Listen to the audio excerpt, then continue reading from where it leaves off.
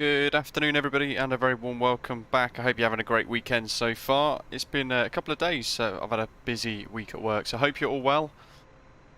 Come and say hi in the live chat. Make sure you hit the big shiny red button down below if you're brand new to the channel, perhaps tuning in for the very first time. Then I'd love it if you join us as a subscriber, that'd be great. And don't forget throughout today to give the video, the live stream I should say, a thumbs up. Hello to everybody in the live chat, and those of you tuning in the background. Maxwell, hello to you in a Volocopter, nice stuff. We're here at Johannesburg. It's a rather depressing default scenery, but we've got the remarkably nice BOAC 747-8 in Microsoft Flight Simulator, painted by Frex, who's created our heavies liveries for Osprey Airways for the channel. And of course we've got the very latest development Salty branch as well, Salty Simulations. Yep, good afternoon. Today's a day off studying for you finally, fantastic. You've been doing a lot of that recently, so always good to have a bit of a break. JB, hello to you, good afternoon. Not quite your backyard since you stay in Durban, but close enough. Perhaps we can go to Durban one day as well. But here we are, looking good, and we're actually using the old school BOAC Callsign today, which is still Speedbird, but instead of Bravo Alpha Whiskey, like British Airways uses at the moment, it's BOA, Bravo Oscar Alpha for BOAC. Jay, hello to you as well, really good, thanks. And David, hello to you. Interestingly, it appears like YouTube has changed the way that channel members are displayed. So I can see your logos and things. It looks like you're highlighted in bold, but apparently YouTube has taken away the highlights, which is a bit odd. But I hope you guys are well. I think we're at stand Bravo 12, no, Delta 15, which is trying to get as close as possible to the real Comair flight that goes out of here to Cape Town in a 737. But nevertheless.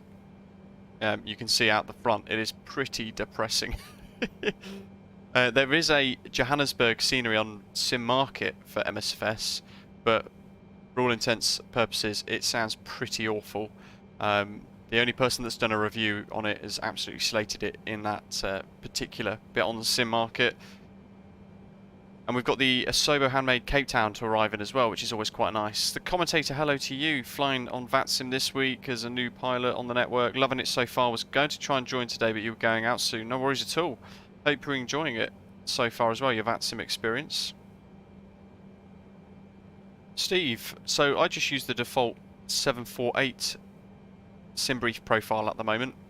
We've not far got anywhere beyond cold and dark either, because I know sometimes you guys like to see everything from the beginning, and which is what we're going to kind of do today. So all we've done in the overhead on this left section is battery on, external power on for 1 and 2. We've started the APU. We can now turn those to avail, and if we want to, we can come off external power. And we've aligned the IRSs left, centre and right as well, so we've got everything. And then we've turned the nav lights on, so we've got nav lights and logo lights on the bottom right there, and we've set our panel lighting up as required. CM Elite, it's not too bad to be fair. They've made huge improvements, and of course they're working on an EFB at the moment, a tablet for us to be able to enjoy, which is going to be rendered into this at some point in the near future. Very exciting. Okay, so all important stuff, FMS. The PMDG 747 will be a lot better, but for now it's nice to enjoy this. You could just work through the pages. So departure airport, Foxtrot Oscar Alpha Romeo FOAR. Oh no, sorry, it's the other way around. FAOR. OR Tambo, isn't it? And then we're at Delta 15, and this is one thing that annoys me with Microsoft Flight Simulator, because I'll put it in now. Oh, it's recognised it today. Sometimes it'll bounce back saying not in database or error. 304 for the heading.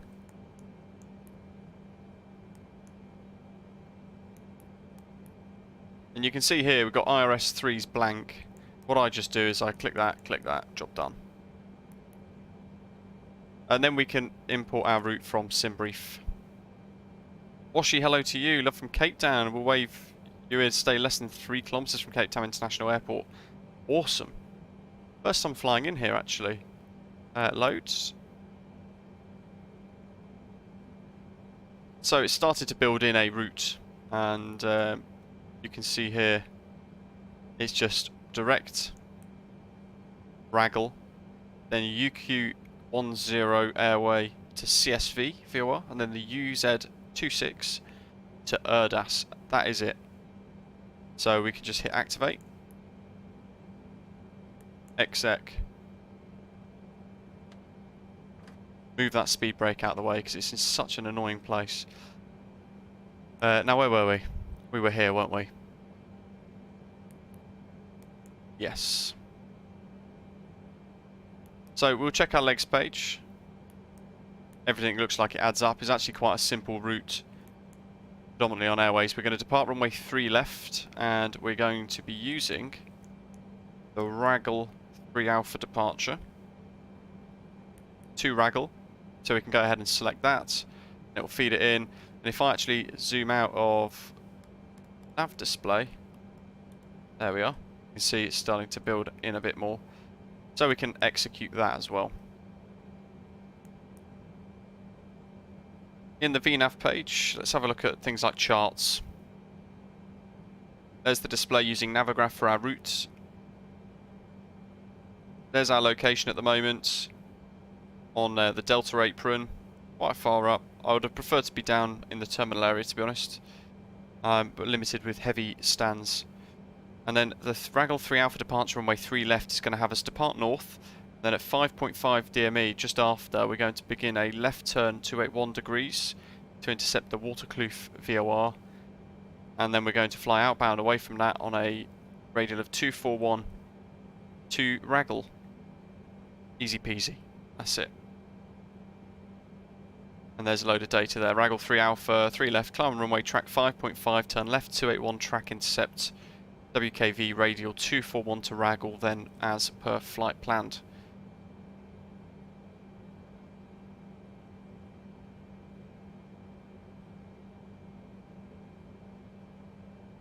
Now sometimes, I can't see it on this chart, you'll see information like transitions. So sometimes it's easier to just click an arrival one. And interestingly enough, that doesn't have it on either. So we can try an ILS approach. Transition altitude 8,000 feet. There we go, that'll do us. Keep it simple.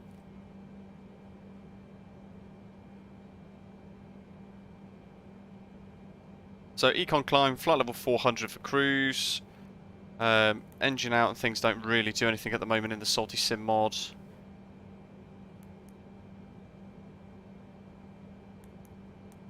Fixed page doesn't do anything. It can now do automated holds, which has been in place for a little while now, which is always good.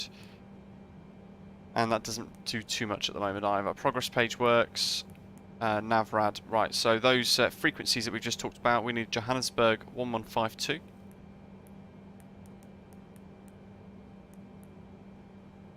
And then we need Waterkloof 1169.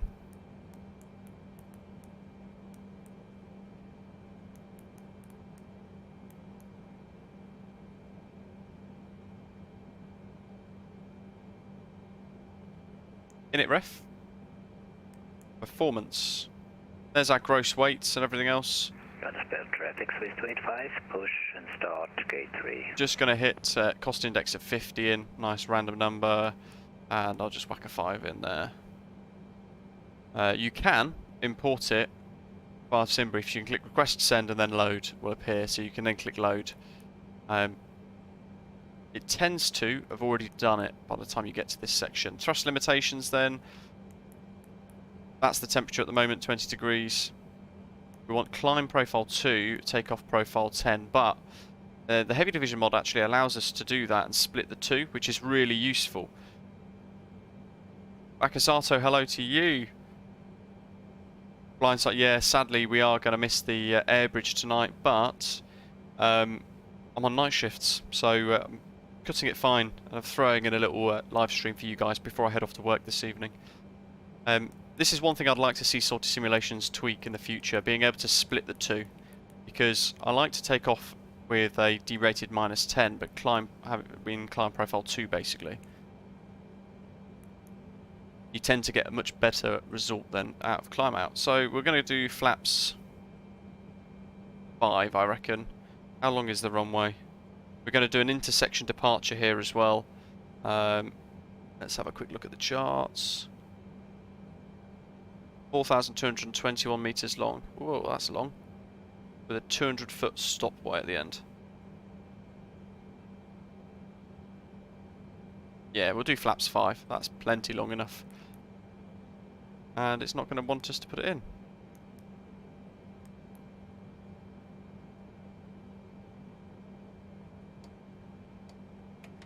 Get rid of that. Let's try 0.5.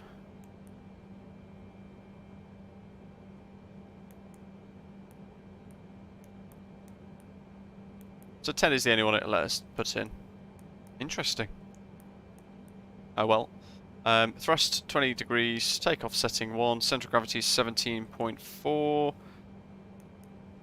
And then we can just click 1, 2 and 3, V1, re-rotate and V2. Done. That is pretty much our pre-takeoff elements done for our route today. What we can also go and do is activate up here VOR left and VOR right. So they're active in the box. We can do weather. Data should give us some constraints. Now interestingly, we're going to potentially have to fly this manually ourselves here. Pizza Monster, hello to you. David A, good afternoon, or good morning for you actually, rather, and Captain Paul D, hello, hope you're well. So JSV4 is that little DME turn that we mentioned earlier on, 5.5 DME.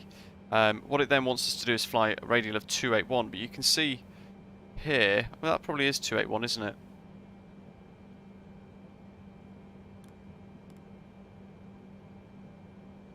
We've got this weird little blip, I262, I don't know what that relates to, and then we're going to erect RAGUL. So we're going to monitor this and probably fly as per the charts, and if we need to, we'll use heading mode. QNH, currently 1029er.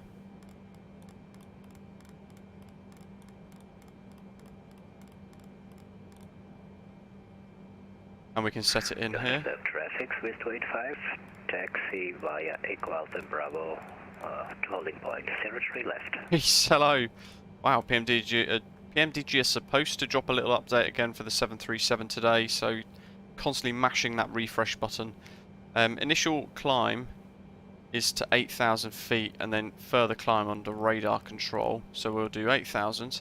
We also want a runway heading, which for 03 left is 034.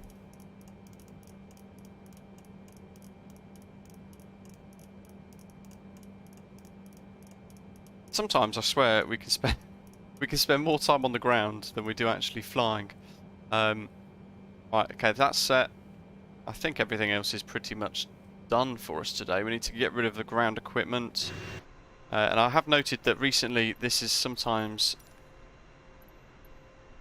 not been wanting to withdraw itself. See what happens. Seems okay at the moment. Don't want to jinx it though. Yeah, it's all going away. Good stuff. And I've got the spoilers up at the moment, the speed brakes, just because of the FMC. It's quite obstructive otherwise. Let's close those. Beku, hello to you. Right, I think we're ready, folks. I don't fly this often, so I've probably forgotten something rather important. More important than the seatbelt signs. I've set the transponder to 2000. I've turned TARA on now because I will forget otherwise. Memory of a sieve. Pizza Monster, yeah, you want the development branch. They do work on it every now and again, making nice little updates every couple of weeks or so at the moment. Progress is a lot slower, but the dev team is tiny in comparison to the likes of Fly-by-Wire. If you bleed is on.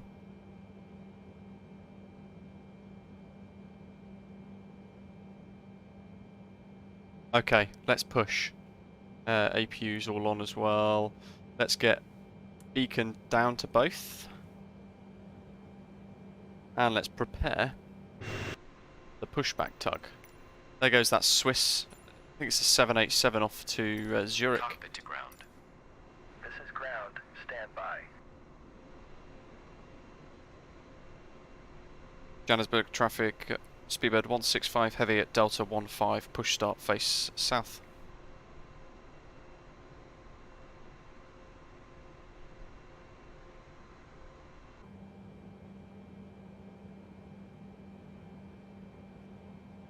What might I have forgotten? J-Bay, I hope so. I'm really looking forward to that MDG 737. It's going to be quite remarkable, isn't it? Bypass pin is installed. All doors and hatches closed and all ground equipment is removed. The parking brakes are set. You may lift. Parking brake set. Up goes the nose.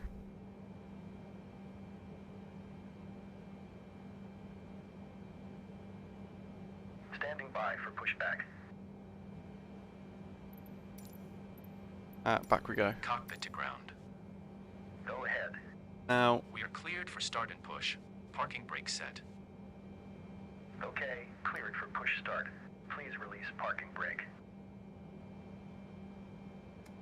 Parking brakes are released. Commencing pushback. You can start the engines in sequence. You will windshield start heat the warning's on. sequence. So let's get it cleared. And we want to start our engine sequence. Now I forget again which, was it 1324? We'll go with that.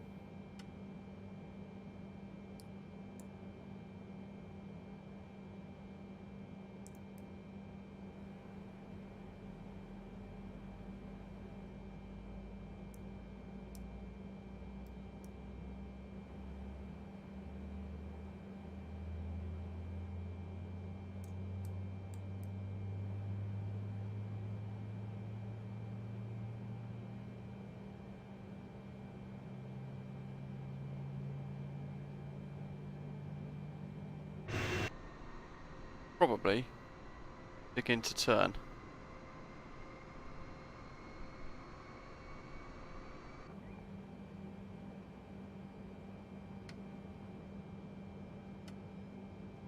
Gibbet, hello, welcome. Rush on board, yes.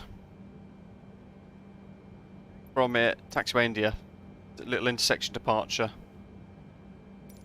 Okay, pushback completed. Please set your parking brake. Parking brake set. Parking brake set. Lowering aircraft.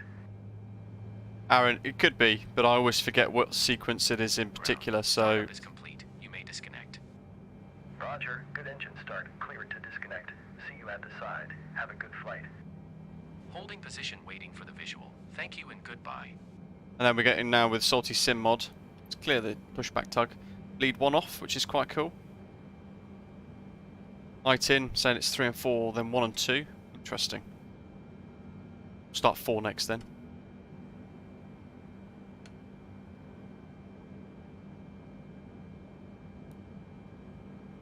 Engine 3 bleed off, get that bleeding on.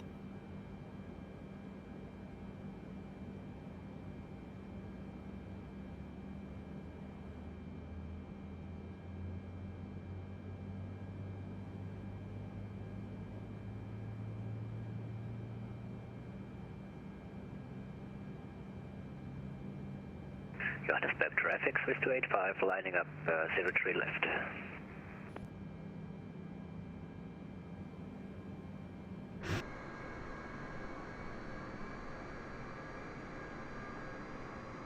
We might get a good little screenshot of this Swiss 78 departing in a minute. Potentially. Jason, no ATC at the moment, it's all Unicom.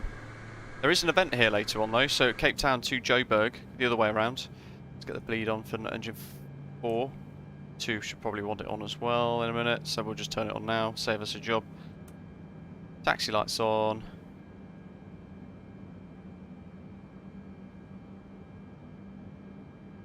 And we want all the engine anti-ice onto automatic. Window heat's on. And once engine 2's lit up properly, the hydraulic, there we go, the hydraulic pumps pressure warning will extinguish.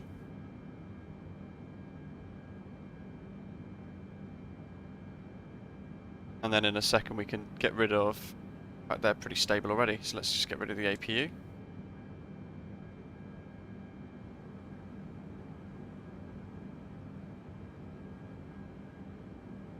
Joburg traffic, Speedbird 165 taxiing to hold point India runway 03 left via the Delta apron and Alpha. Joburg traffic. We'll go flaps 10 for departure then. I wanted flaps 5 though. I could derate the takeoff further actually, couldn't I? Let's get the Luke Air tool fired up. It's always nice to have the safety demonstration.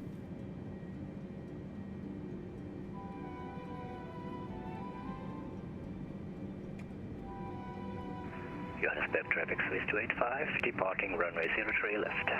Aaron, do we ever review the FS2 crew add-ons? No, I've not used their stuff for quite a while actually. I reviewed that Pushback Express when it was first released to Microsoft Flight Simulator, Auto Brake to RTO. That was the last time I touched it. We're now going to explain the emergency procedures on this British Airways aircraft. The captain and the crew are here for your safety. It is important that you pay attention and follow instructions. A link to this latest dev branch version of the Salty Sim mod, by the way, folks, is in the description for today's live stream. And tighten by pulling on the loose end.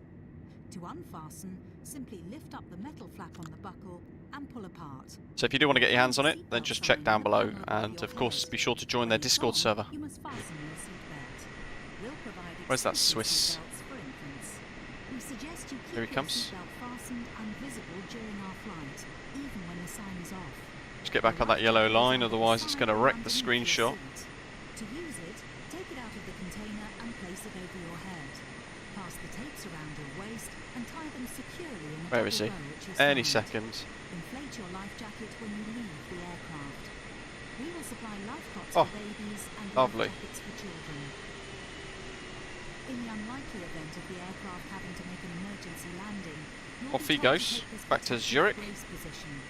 But when seated facing rearwards in Club World, you must adopt this position. A330, nice. We will now explain how to leave the aircraft in an emergency. Definitely want to be turning left here. Closest usable exit, taking nothing with you. High-heeled shoes must be taken off. as Maxwell, they intend indeed, yes. Should be at the top of your screen, hopefully. Johannesburg traffic airborne. Fun fact, will help you find your Cape Town's way. ICAO code is Have a nice fact. flight to Cape Town. Bye bye. There are Likewise, two have a good exits flight. at the rear of the aircraft and two at the front of each cabin section. Your crew That's nice. will now point out the exits nearest to you.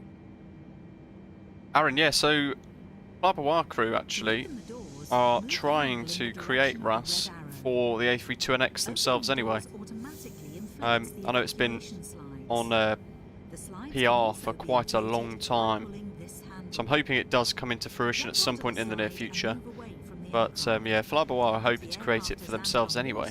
These slides detach to form rafts. Certainly a very cool add-on though from FS2 crew. Haven't tried it myself. If somebody in the live chat has, let us know what you think actually. To top up the air. The life jacket is fitted with a light and a whistle. Your oxygen mask is behind the panel just above your head. If the cabin air system should fail, this will be released. Stay in your seat and pull the mask towards you to open your supply. Please note that the bag does not inflate. Abbott Plays, Place it hello over to your you. mouth and nose and adjust the band to secure it, then breathe normally. Do make sure your own mask is correctly fitted before helping anyone else. In some areas, you release the mask by pulling on this coloured Had that streamer. suicidal forklift If truck you're in has a Club World seen seat sense and position, disappeared you off need the to other way. reach through the dividing screen to retrieve your mask. BKG, All electronic yeah, so I've devices, tried the including mobile phones, must be switched FT off. Sim sounds All as well headsets actually. must be It's been removed quite whenever good. the engines are running on the ground during takeoff, approach and landing. Please ensure your mobile phone and any devices that can send or receive Oh, calls that's or a BOAC, text messages but remain it doesn't off recognise it mid-flight. Any in the model items with matching. the flight safe mode should have this feature enabled now. I wonder if I can change it on the fly. Let's go into my model matching very briefly and see if I can force it into something. Download, where has it gone? It must be put under the seat in front of you Unity. or in an overhead locker. No. But Yep. place items in the locker No. carefully, as they may fall and injure someone. As we prepare for takeoff, please make sure that your tray table is put away, your seat is upright, and your armrest is down. Please stow your individual video screen and footstool if you have them.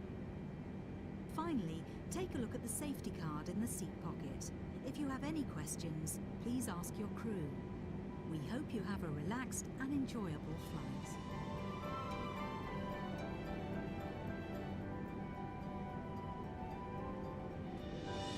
BOA. Let's see what happens here. I don't know if I've taxied off. I almost have, because I'm looking at another screen entirely. Samuel, hello to you. We are indeed in your continent. Let's reload our model matching rules and see what happens to that BOAC that's we've just taxied behind. Quick little change. How do I do it? Dot aircraft. Reload model matching rules.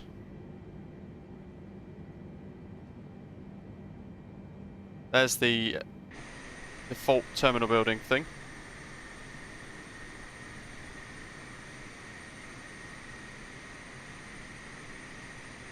Hasn't done anything. That's a real shame.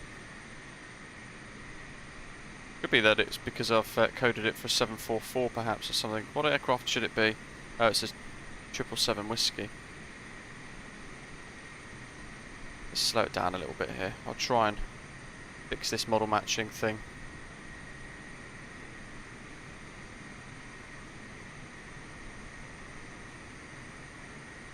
BOA. Nope.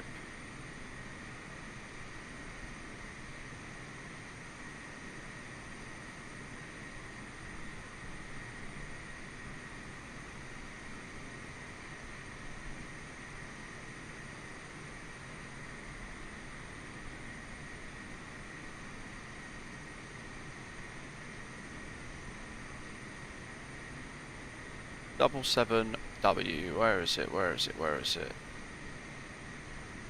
Okay, so let's do that.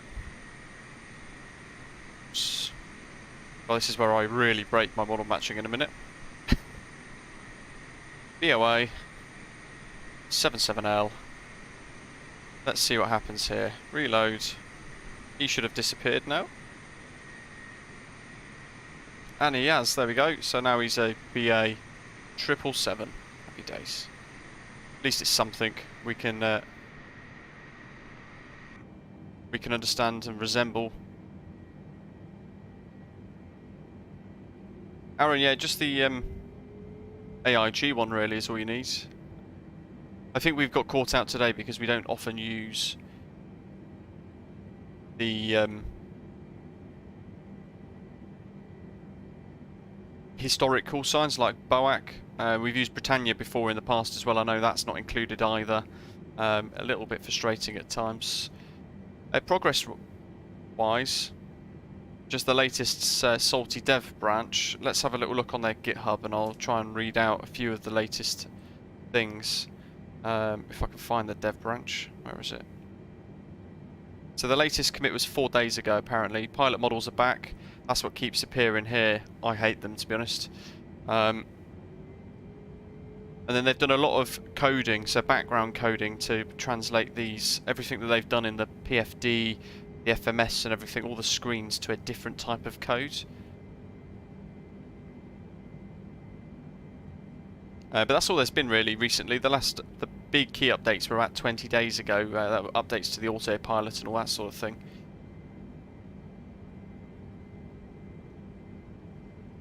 Right, I think this might be India. So it's Lima first, and then it's India, which is in fact correctly marked, which is remarkable. There's our crosswind component for today. We've got live weather on. It's currently 080 at 9 knots, variable between 040 and 140, so a bit of wind shear.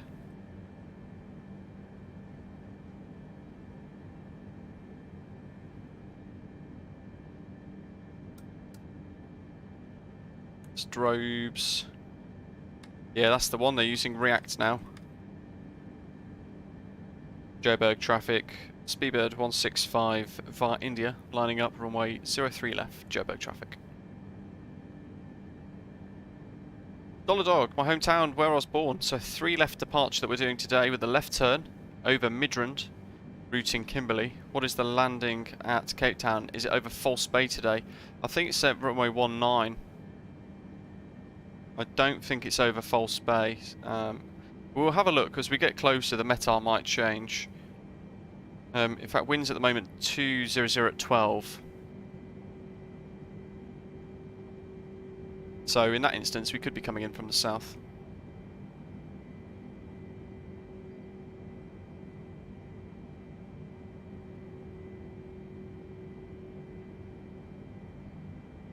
So intersection departure, we're not going to use the full length. It's a massively long runway anyway.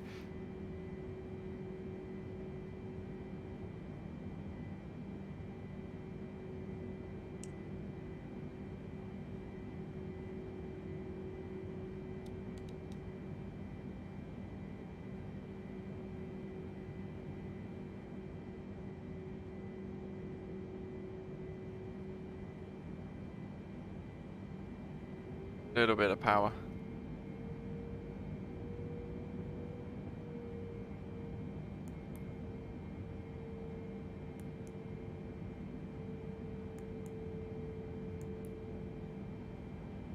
And we've come to a stop. Brilliant.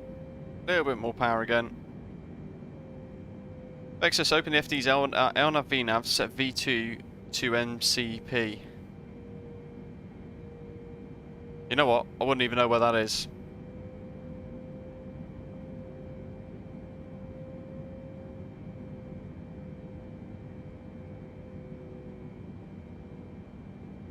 Mariwa, hello to you. Samuel's got us on the vatsim map. Trying to keep this a really tight turn so we can actually use as much of the runway as possible from India.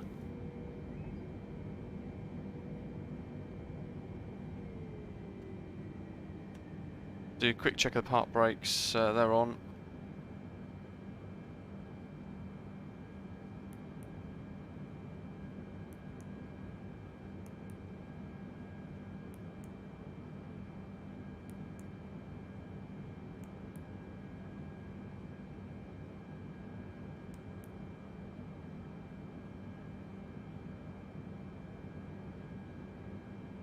I can't remember how to set the V speeds. Can't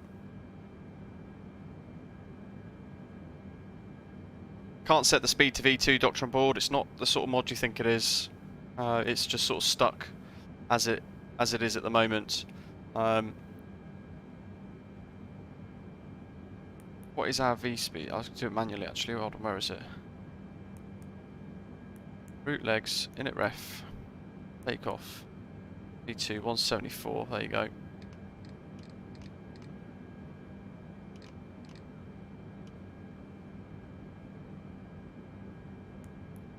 Where'd you see that one there? Was it by any chance? Vex is, yeah, 875. That is just, I'll change that when we get a bit closer. I don't know why, it's a bit wild, isn't it? Rightio. What are we doing? RAGUL 3 Alpha departure. Joburg traffic. Speedbird 165 departing 03 left. RAGUL 3 Alpha departure. Joburg traffic. Init ref perf page.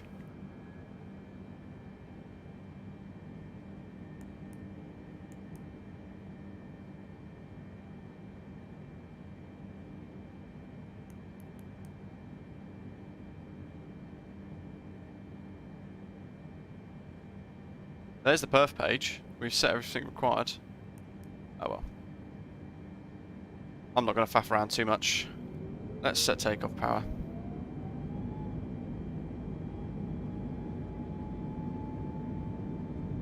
I look forward to the PMDG 747 when that comes. It's going to be... where's my yoke? There we go. It's going to be a lot more enjoyable.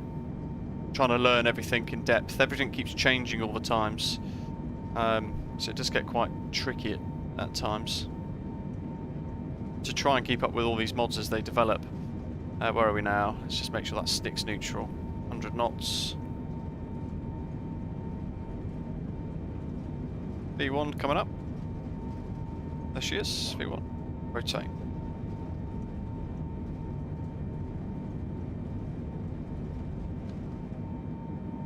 We into that crosswind. Look at that.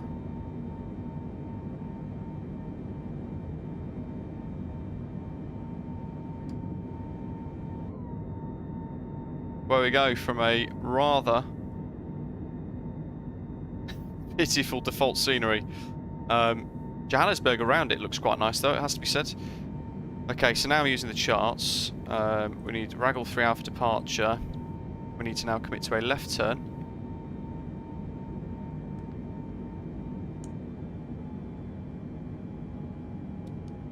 Oops.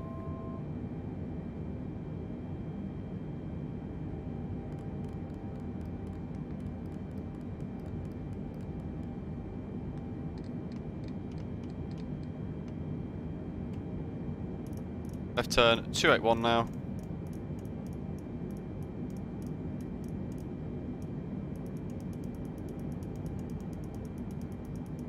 Round we go.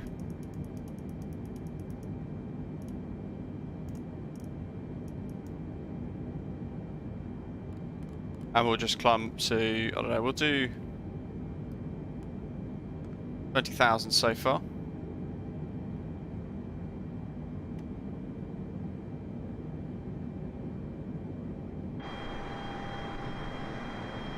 So here's Joburg, as it stands at the moment. We're climbing up and turning left on this RAGUL 3 Alpha departure.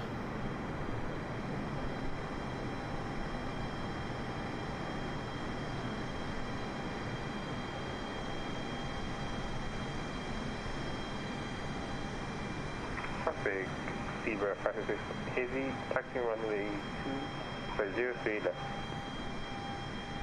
Rayburn, would you say the salty mod's on par with FOAR mods yet? No, sadly not. But it is enjoyable to use. It has to be said. It is enjoyable to use. I think we can just continue to set climb up to 4,000. 40,000, flight level 400. 40,000 feet. There we go.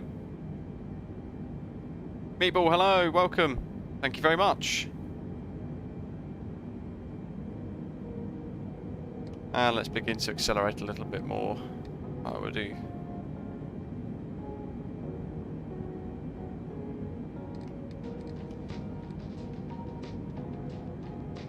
Might as well do 250. And we'll get the flaps up.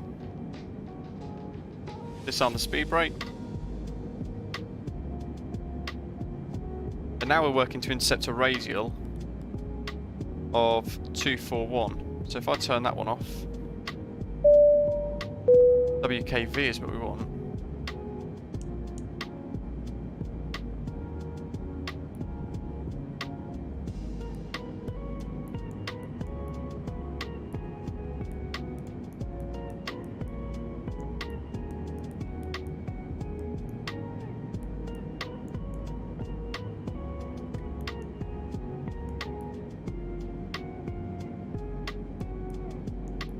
Oh god, this stupid positioning.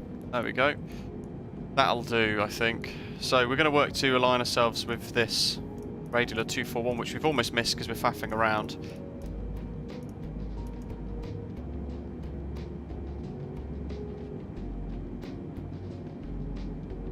Meatball's slowly getting ready to do his first vatsim flight. Fantastic. You're going to love it. What we can do now is we could do a cheeky direct RAGUL. There's our little line. And we'll stick it on the LNAV.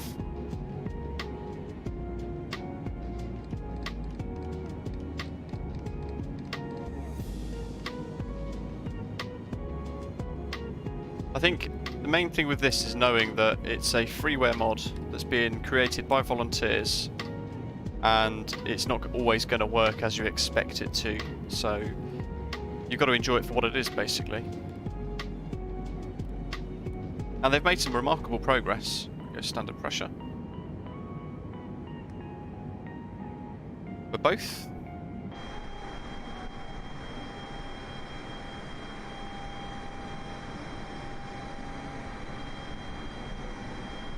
And of course it means that we can enjoy the 747 as well, because it is a remarkable aircraft, slowly fading away into the depths of history.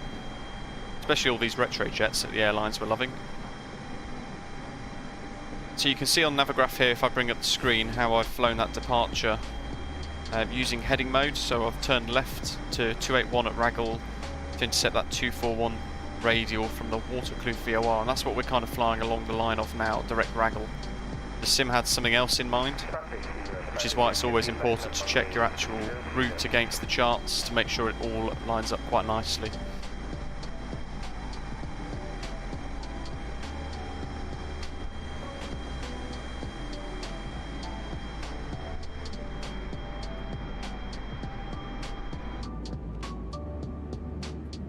We'll see what happens with this climb speed, because it is pretty rapid, isn't it? I reckon we can get away with 330. Otherwise it's going to be a little bit wild, I think. There's a good old wing view.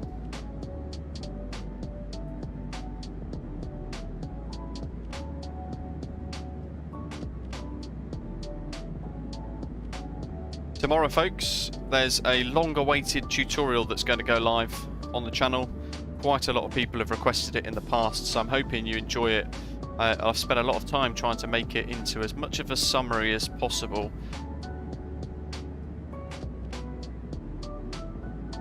And you'll be pleased to know it's vatsim related.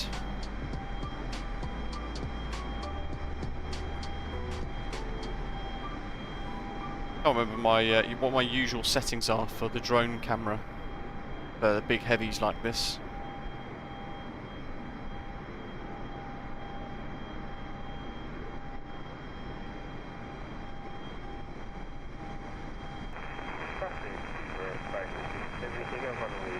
I reckon go ever so slightly slower on the rotation.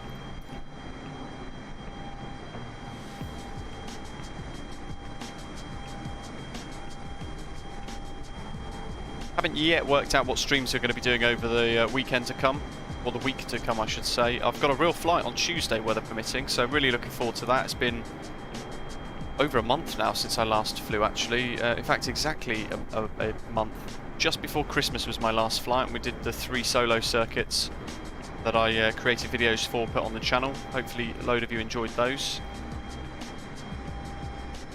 And I'm hoping it's going to be practice forced landings, followed by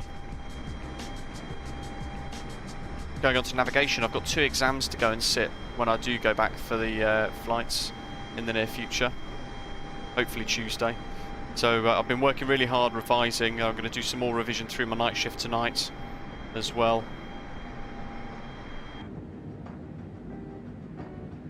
Good thing with this is you can trust it. You can enjoy the wing views. You can sort of just let it you know, do its thing.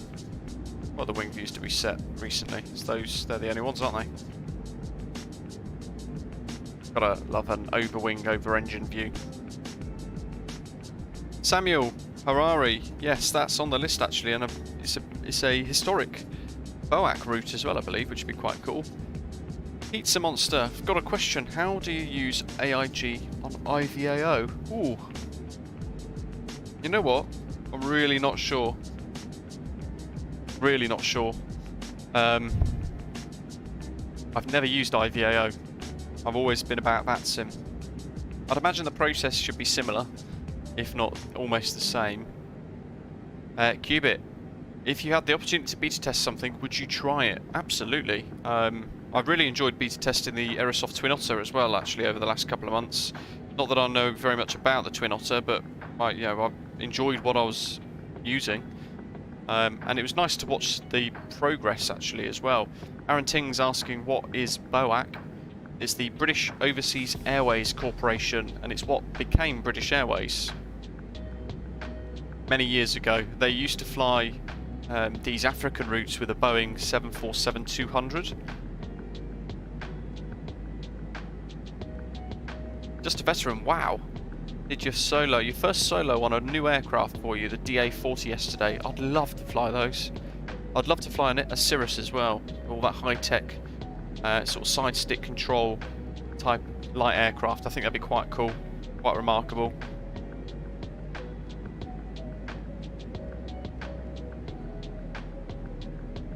A bit exciting, nice stuff. Look forward to it. How is progress, by the way, for your 737 project? Ferdinand, hello to you. Hope you're well. Thanks for joining us. Don't forget to smash the like button while you're here, guys. And check out our brand new website as well. Been working hard creating a new website, BritishAvGeek.com. Loads of content, including a one-page checklist that I've created and put onto the website there for the Aerosoft Twin Otter. So do have a little look around the site. Hopefully you find it useful. Hopefully you think it looks good. Ferdinand, welcome on board. Thank you for subscribing. It's good to see Streamlabs working still. Let's do a quick bit of progress update.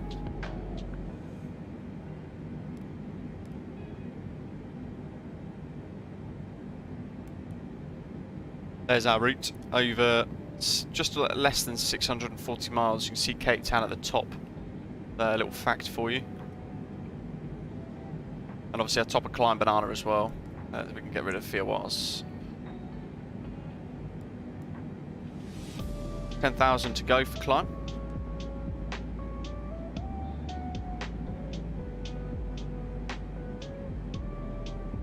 Just veteran flew the PA-28 first, that's what I'm on at the moment. Just compared that to the DA-40, flies more stable but balloons like crazy with flaps. It's a big change.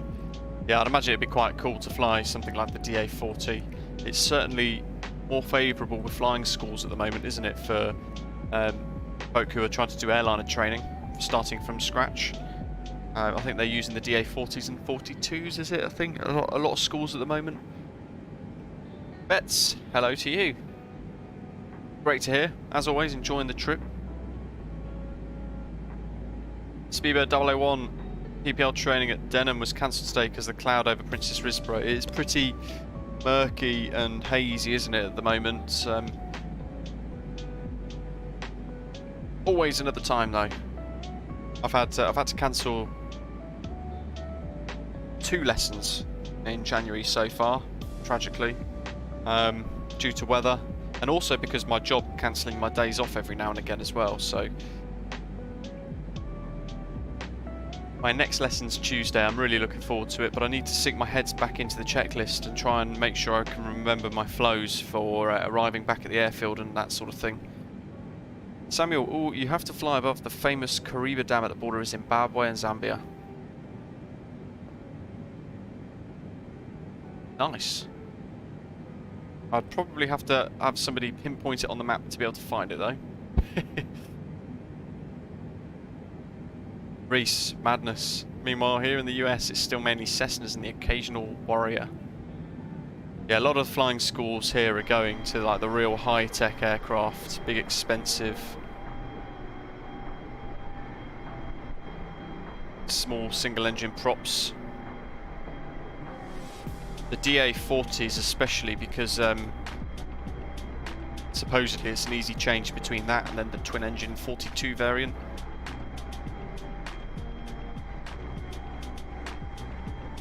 And it's very high tech as well. A lot of these newer aircraft have all got glass cockpits in for general aviation, like the Garmin 1000s and things like that. So certainly more applicable to airline training these days, with the likes of the A350s and everything having this big sweeping glass cockpit, which looks fantastic. But if you're going from steam gauge, sort of like the older school Cessna dials and everything,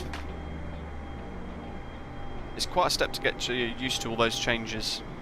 I mean, naturally the trainer will give you that anyway, but gives you one less thing to learn. If you're used to glass from the start, that's only a good thing, right?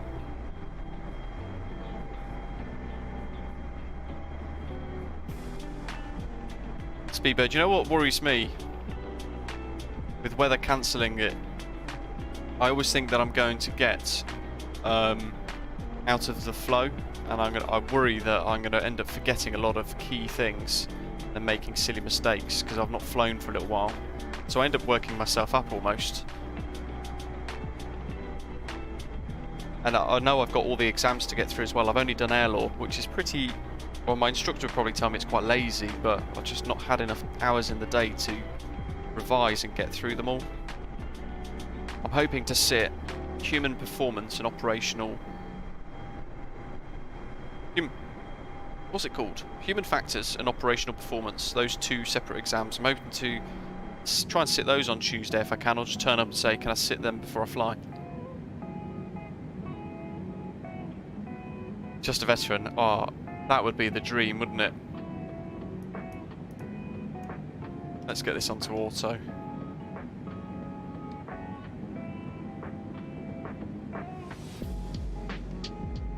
Peter, good afternoon to you. Went to South Africa 3 years ago. Lovely country. Did the Garda route. I'd love to go to do all the wine tasting and all that sort of thing.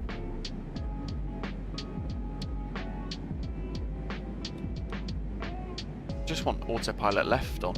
We're going to leave centre because I don't want to jinx it. I know I'll turn it off and something will go horribly wrong.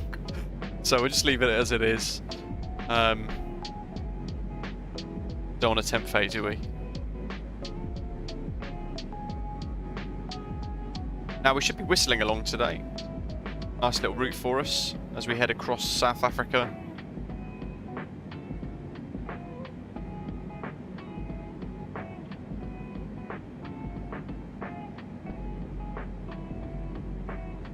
Siyabonga, that's what we're hoping for. We're going to be approaching over the mountains.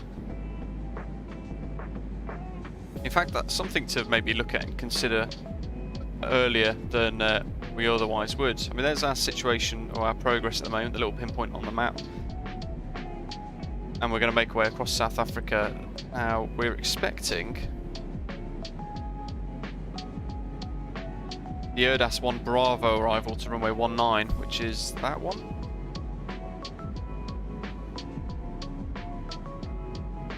Like so. So you can see there it's bringing us in over ERDAS, just north of all the mountains, over a bit of the terrain.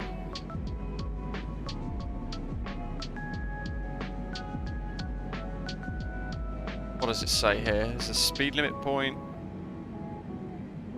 Inset the CTV radial 065 outbound to 11 DME, turn right. 010 track for radar vectors to ILS. Then it's Sun City, nice. Says our little altitude warning, 1,000 below.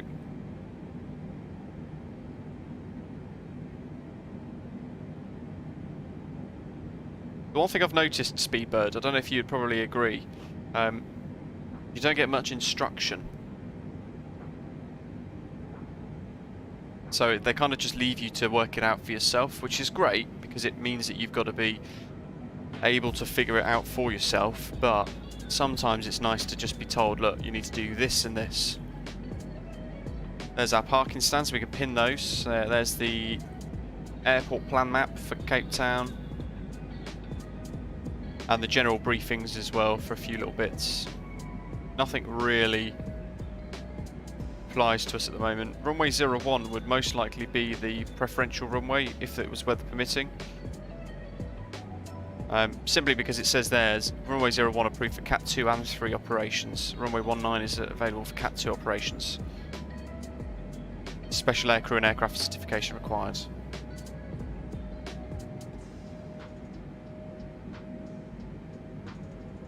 So that's what we're going to expect.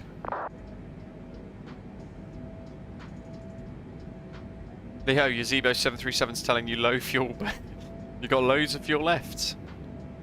Probably forgot to do something. Yeah, check your cross feeds and all your fuel pumps and everything else. I would imagine something like that is missing. Either that, or we're going to have to pray for Leo. What other approaches have we got here? There's a VOR approach and some RNAV approaches as well.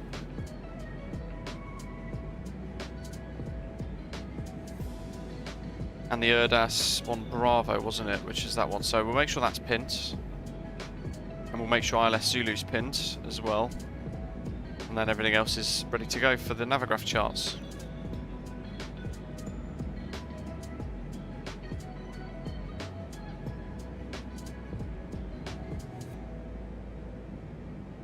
Yeah, not ideal, Speedbird. You kind of want a bit of guidance sometimes, just to be like, look, you need to go through this and this and this, and these are the steps you need to take.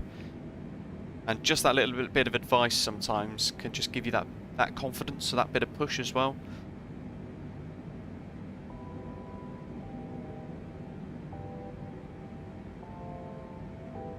What I'm not looking forward to is the radio navigation stuff, because the book is massive. It's twice as, literally twice the size of the other things. I've got to get my head around navigation as well with the flight computer, which is a big piece of plastic with about 100 different things on it. And you've got to learn how to use that, because it's got all these different functions. I need to disarm the speed brakes again, because I keep hitting that for some reason, and everybody's going to be getting annoyed in the back because the seatbelt signs are on still.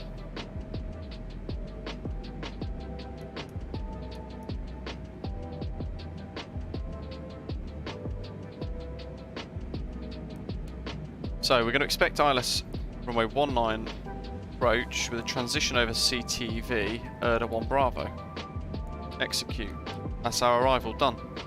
But we need to make sure we don't have any discontinuities in here. And we want to make sure that we check it against the charts. So ERDAS to CTV, but actually we don't want to fly to CTV.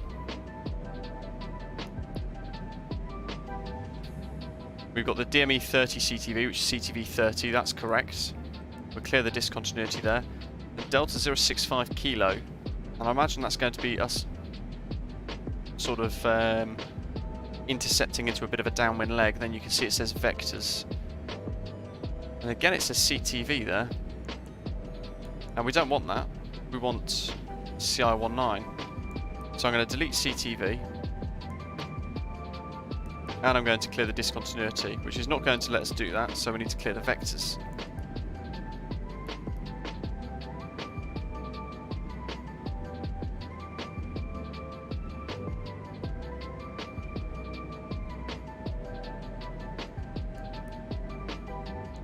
Interesting. Either inval.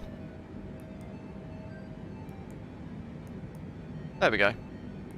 I assume that was a little code for invalid. Squiggly. Gotta love those Christmas scenery deals until you get your credit card statement. Those things add up quickly, absolutely. Flight sim is expensive, isn't it? It's never been a cheap hobby to enjoy. Just a veteran, good luck on the ATP exams. My trauma's kicking in. Again, just from hearing about it. I know, and I'm finding it difficult when I'm moaning about the PPL exams. The ATPL theory exams, I think there were 60 quid, 50 to 60 quid a book, which is about 80 to 100 US dollars per book. And yeah, insanely detailed. Basically studying for a degree, isn't it? Effectively. What do we want? Keep seeing, I think it was just the sun.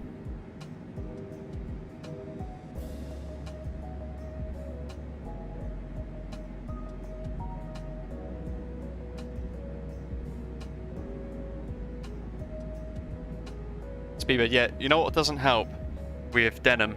All of their lesson notes are for the Cessnas, and then they have this little asterisk next to all the relevant speeds. They have this little asterisk, and at the very bottom of the lesson notes it will have Year 28 75 knots instead of Cessna 70 knots. And that just is confusing because you're reading the page for a Cessna and you know that all of the figures are wrong, so you've got to then make a mental note to cross-reference the bottom. It gets confusing, and that's without even doing the exams.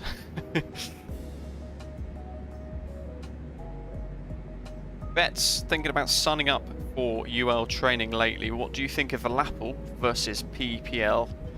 Now, it depends on what you want to do. The PPL gives you more flexibility, it gives you more ability to go further and do more. A LAPL is about half the price, but it's obviously a lot more restrictive as well. And you can take less passengers, things like that too. I think ultimately it depends on what you want to get out of your own flying. For me, I was looking into both, and I thought, well, if I do the LAPL and I then want to upgrade to a PPL, or I want to continue, or I get the funds financially to be able to continue through to the ATPL training, then I'm going to have to pay to upgrade the LAPL to a PPL anyway, and then that just adds to the cost again unnecessarily. So even though there are a lot less exams to study for, there's less flying involved, and about half the price. If you can, I would probably say do the PPL.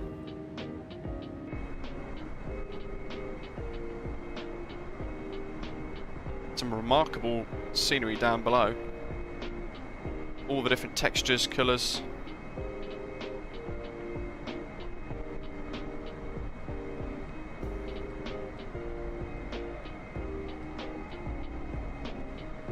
Yeah, ultimately, as Speedbird just said then, it depends what you want to get out of it, and the biggest thing is going to be the fact that, you know, if you want to go a little jaunt to Chambéry, or where is it everybody goes, Le Touquet in France, then a LAPL restricts you and you can't do that. If you want a little jaunt randomly to go to Jersey, don't think it allows for that either. So for that you'd need a PPL. Again, it depends entirely on what you want. The Cessna 152s at our flying school are a lot cheaper hourly rate wise than the PA-28, but for me, I love the PA-28, so I was always going to do the flying training in that. But it works out about 30 quid an hour cheaper to do it in the Cessna 152. And when it all adds up, that's a huge saving. It's well over £1,000 saved by just choosing the Cessna instead.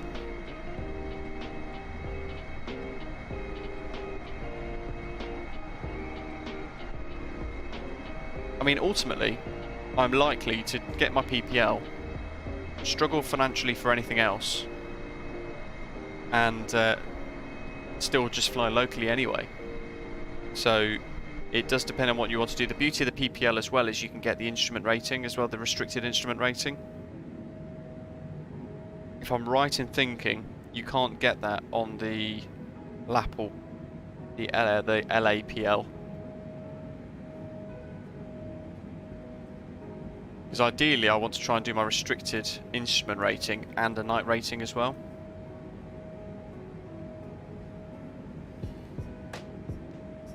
Speedbird, yeah, the Garmin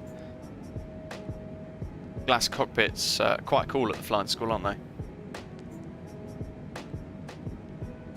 Makes a world of difference.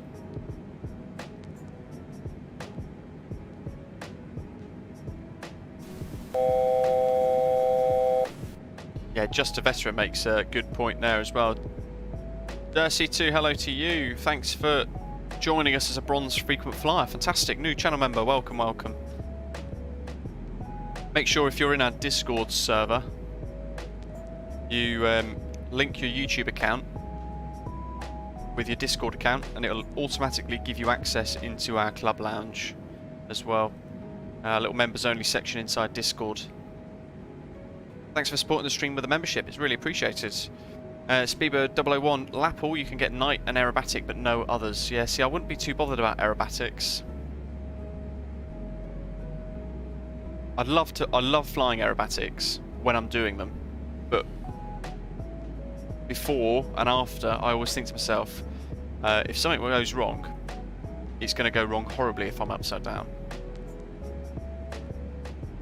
And there's every chance that good old GoPro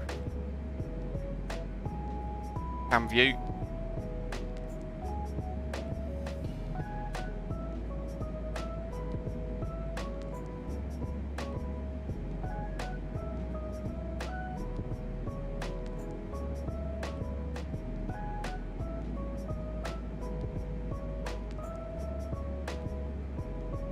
Speedbird 001, you'll be pleased to know I think the exams, the human factors and operational performance are a lot simpler.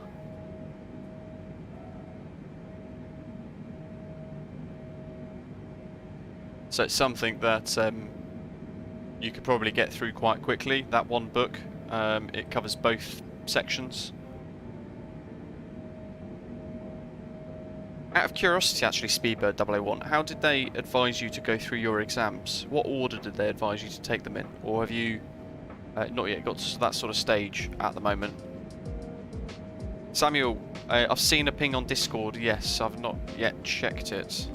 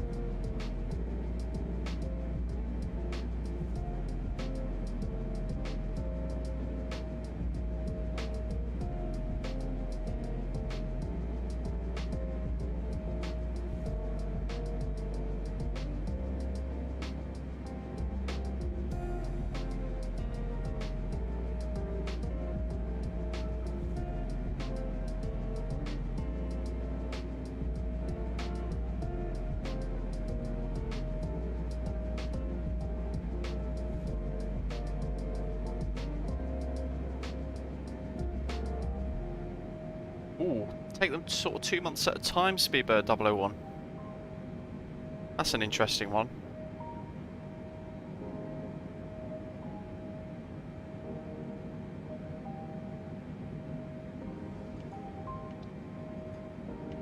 Yeah, air law is the one that you have to, you absolutely have to sort of take in order to go solo. Mike, good question actually. Roger Rabbit, hello to you. Mike's a good question. What is the LAPL? So what we're talking about at the moment is two different types of UK pilot's license that's available at the moment. You've got the LAPL, which is the Light Aircraft Pilot's License, and you've then got the PPL, which is the Private Pilot's License. And because we've left the EU, it's now, instead of it being an EASA license, it's a UK license managed by the CAA. So it's a UK PPL or a UK LAPL. The difference between the two is not only financial, and it's quite a big financial difference as well, but effectively, I might be wrong in saying this, Speedbird, so if you're doing the LAPL, do correct me if I'm wrong. For the PPL at the moment, I have to do 45 hours of flight training with 10 hours of solo time, of which 5 hours of those must be cross-country inside the training, whereas the LAPL, and you can imagine at £215 an hour, that can add up quite quick price-wise. With the LAPL though, you just do 30 hours of flight training, 6 hours of solo, of which 3 hours must be cross-country. So training-wise, I don't think it makes you as much of a competent pilot. I think I'll probably go as far as saying, because you're not doing so much training, you're not doing everything over and over again. But the PPL's giving you more tools in your box, if that's probably a better way to explain it. The cross-country qualifier for the LAPL as well is different. So it's I think it's 80 or 90 nautical miles for a cross-country there, and you've got to land at one aerodrome that's different to your departure airport for the EASA or the UK LAPL, the Light Aircraft Pilot's License. But by contrast, the PPL, the full PPL, you have to have done 150 nautical miles cross-country for your cross-country qualifying flight, and you have to land at 2 different aerodromes other than your departure along the way. So effectively that's a 3-leg journey compared to a 1 out, 1 back.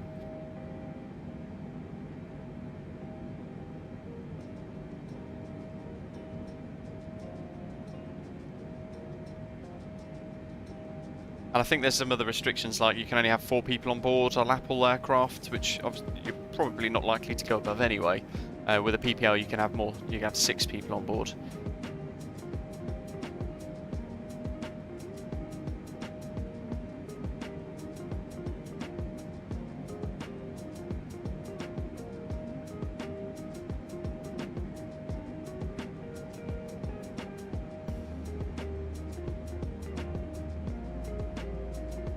Just a veteran, you can also look into gliders. They're a lot of fun and only require the lapel and are really cheap compared to other types of flying. It's also it's a group hobby since you can't do it alone. Another way would be to do the self-launching gliders.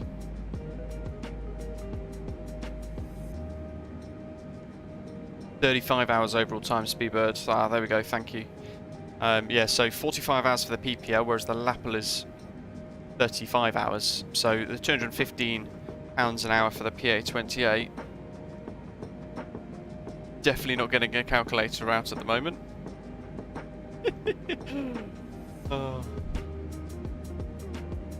Basically, it's 2,150. I could have just added the zero. It'd be so much simpler.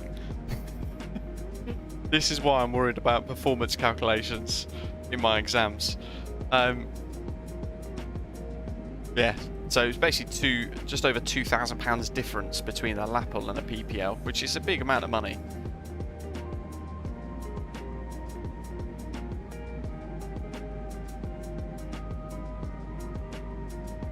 Mike, yeah, no worries at all. It's a great question. I'd imagine some others probably thinking the same as well. So thanks for asking. Years ago, I used to fly.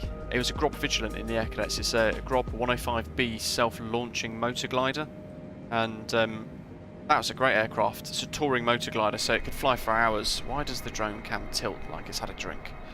It can fly for absolutely hours on end. And it's got the added function of, yeah, if you want to, you can just turn the engine off and glide for a little while, which is quite cool.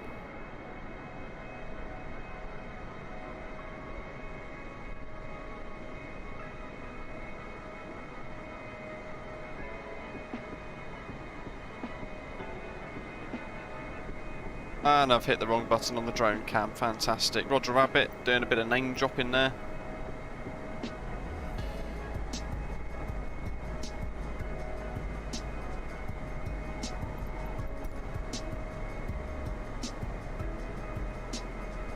We're really nose up, aren't we? Quite odd. Definitely don't think we should be that nose high. You can download this livery, by the way, on flightsim.to. Just search in the little box on that website for BOAC, B-O-A-C, and you'll find a few. There's a fantastic PA-28 livery for it, actually, that you can download. Looks fantastic on the PA-28, has to be said. Still waiting for a developer to create a little rendition of Denim Aerodrome for me.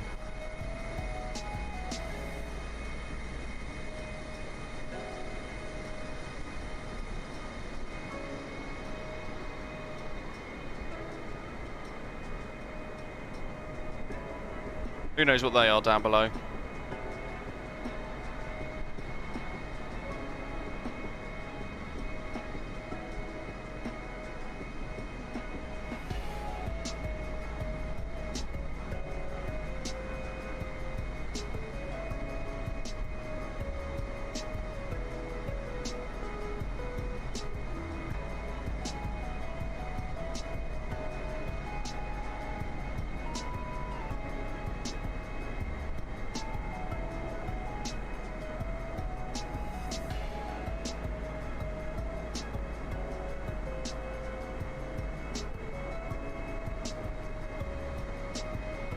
So one thing I'm always being asked is, how do you do oceanic stuff on vatsim? That is what's going to be the subject of my tutorial tomorrow that's going to be going live. So do keep an eye out for it. Try to make it as simple as possible, basically, with all the basics that you need to know to survive a little cross the pond on the vatsim network.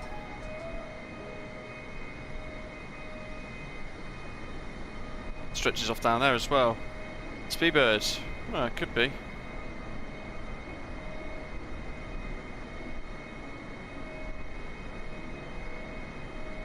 Yeah, you could be right.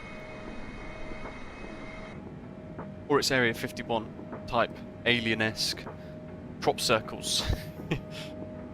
Wow, top of descent coming up in about 240 or so miles, nautical miles.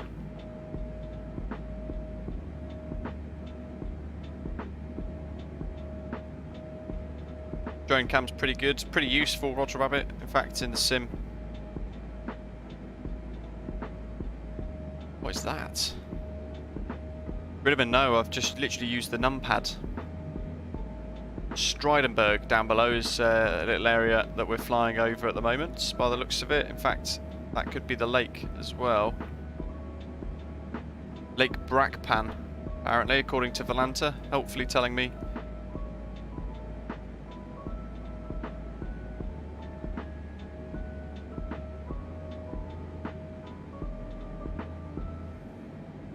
And at some point in the distance, I think by the looks of it, I'm going to have to double check to see if they're on vatsim or not. No, they're on Volanta, that's a shame. There's an Air France A320 flying the route.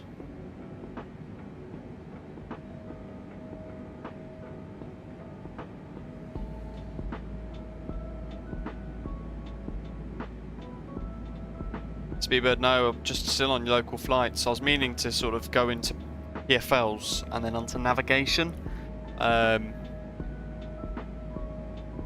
through January actually, but the weather cancellations have meant it's all been pushed back a little bit, and I don't think my instructor is particularly available very much at the moment either, so it's making it a bit difficult to book with him for consistency.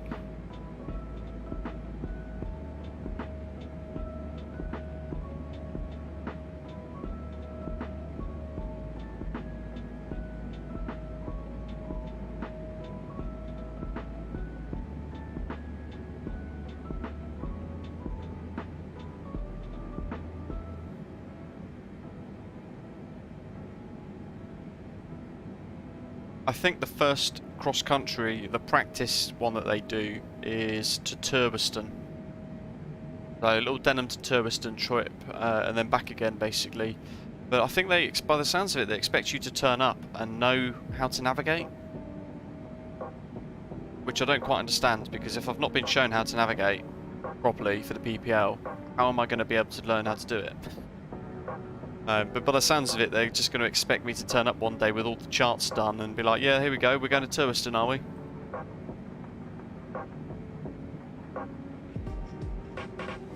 Theo, big question. If you could be a pilot for any aircraft, what aircraft would you choose? Oh, that's a hard one. I'd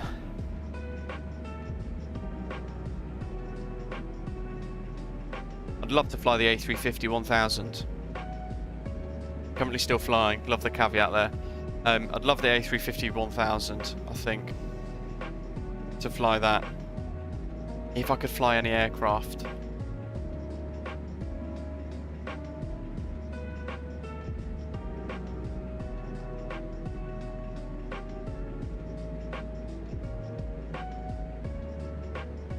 Tim Scott, Skydemon. I do need to set up a Skydemon account, actually, to be fair. But they expect you to plan it all on the map properly and then be able to explain how you planned it on the map. So, I don't know. I'm going to see what I can do. I'm going to try and learn it myself. That's correct. Ridderman says that is what's going to happen anyway. You like it challenging.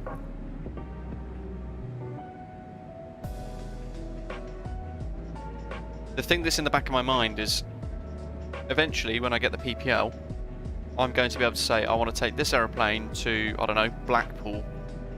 And I've got the license, so it's down to me to know how to navigate. But if I've never been shown, I could be doing a couple of little things that are completely incorrect that then compound into quite serious errors when I'm doing it for real on my own. And I think that's sometimes where guidance is absolutely necessary. Oh wow, look at that. Remarkable.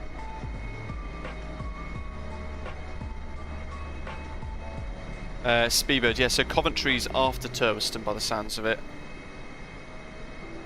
So I'll then go into Coventry, but that's going to be closing soon.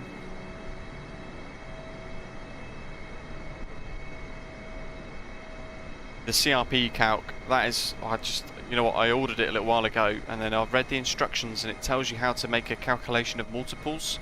It just blew my mind and confused me so much I just put it back in the box. Don't judge me for that. I was just like, oh, this is too difficult. What on earth is it asking me to do? Multiply this by turning this little arm to this and rotating this disc to that. I had absolutely no idea.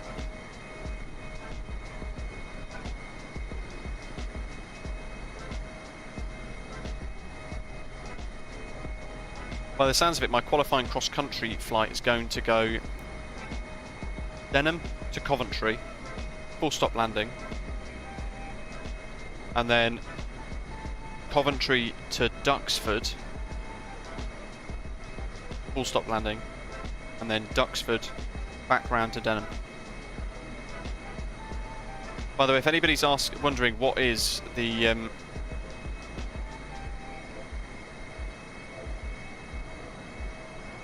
flight computer thing that we're on about, let me just get a picture of it.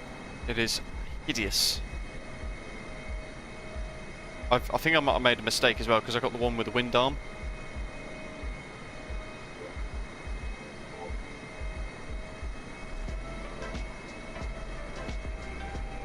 Right, stand by. Getting you a picture, and I'm going to put it on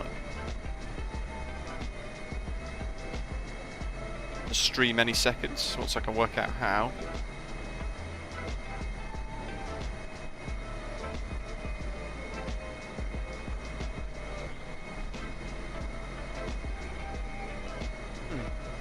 Image.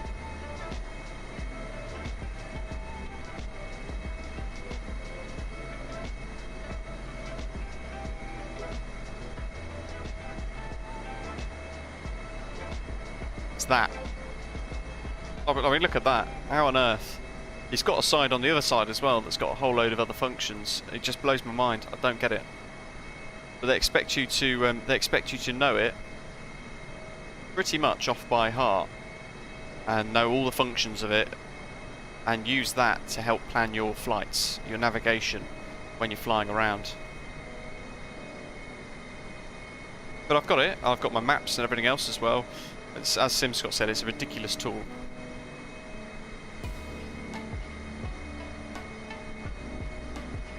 Ridderman, after you get your PPL, do you still have to do exams, or is it the same as with a driving licence? Here you go, good luck. Pretty much the latter, but you've got to Ridderman, what is even that? I don't even know what it is. But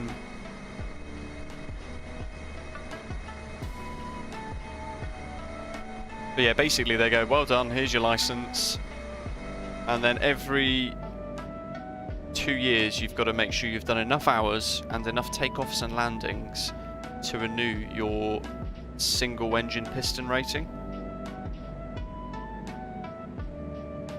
TM7MD, hello to you. Hope you're okay.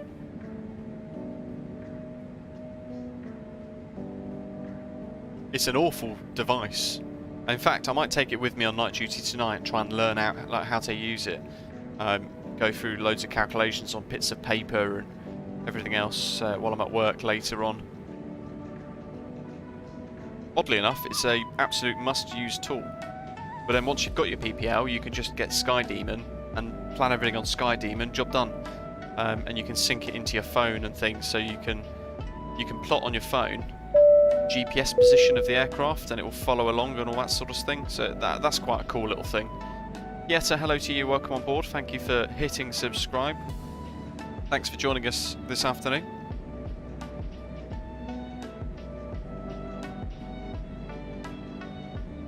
Speedbird, yeah, Duxford's going to be quite cool. I might get easily distracted. Might get very easily distracted actually with all of the old jets parked up in the museum. Probably with 5 degrees nose up, that doesn't seem right to me. Oh, there's another one there. Sim Scott's saying that you also need a flight with an instructor in the final 12 months to revalidate your single engine piston.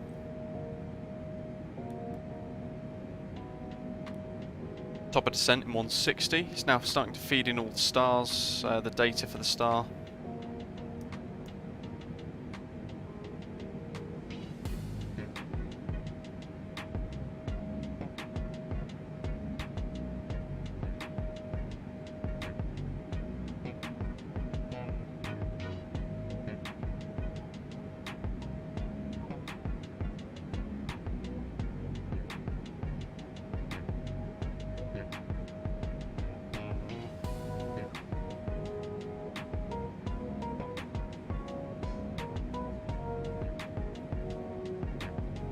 By the way, if you can ever think of any merchandise that you would like to see offered by us, by the channel, then let me know and I can try and design some things. Whatever it might be, do let us know and I'll see what I can do with my lack of ability with technical things. But certainly try and design something.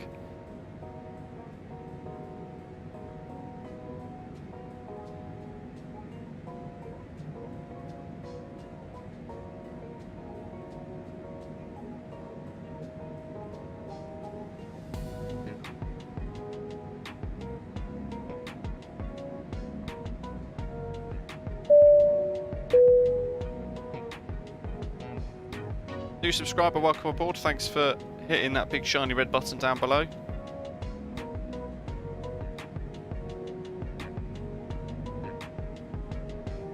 Right over the centre of South Africa at the moment, over a place called Carnarvon, not the Welsh version, near Victoria West in South Africa.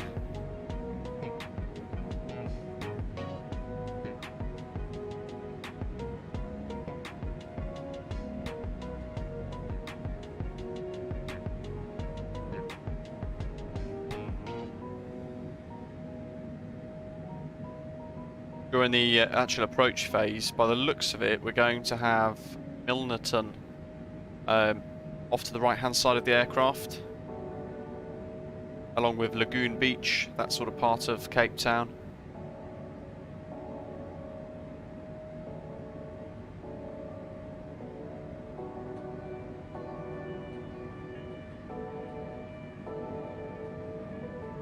Model A320, Leo, you know what, you joke about that, but actually we were trying to create one of those a little while ago.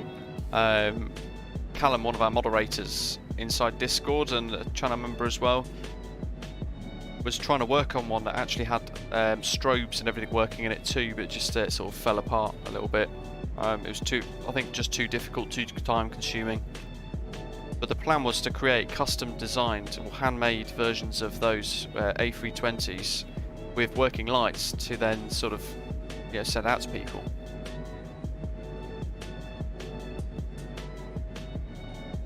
Just a veteran, good thing to know about the flight computer is that on the wind side you have that spinny thing with a H and L on it as well. On it, H stands for high speed and L low speed. So depending on what side you're on, what's the difference between high speed and low speed? Is that going to be sort of like high speed is in over 100 knots, or is it going to be high speed as in over 250 knots?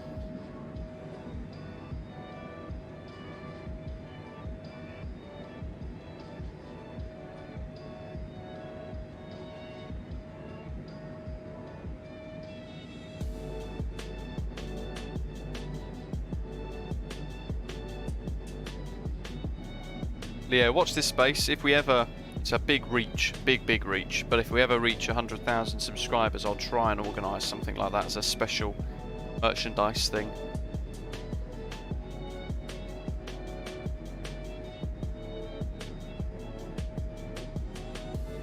I have to buy some stickers to stick on my DC headset. make it a bit more distinguishable from the other millions of DC headsets at the centre. See, I've got my old Sennheiser headset from years ago, special edition that I got, but I think I'm going to have to invest in a good Bose aviation headset. Sully and Plain, hello to you, welcome on board. Thanks for joining the channel. Hitting that big shiny subscribe button. Don't forget guys, if you are enjoying today's live stream, don't forget to click the like button as well.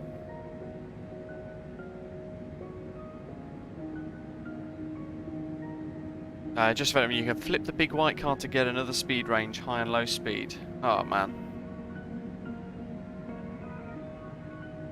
It's literally this flight computer that we're talking about, folks, is literally, let me get that picture up again. It's literally one piece of plastic with another bit that slides up and down, but it's got two sides to it and it can do about 50 different things. And it's just a nightmare to try and work out how it all works.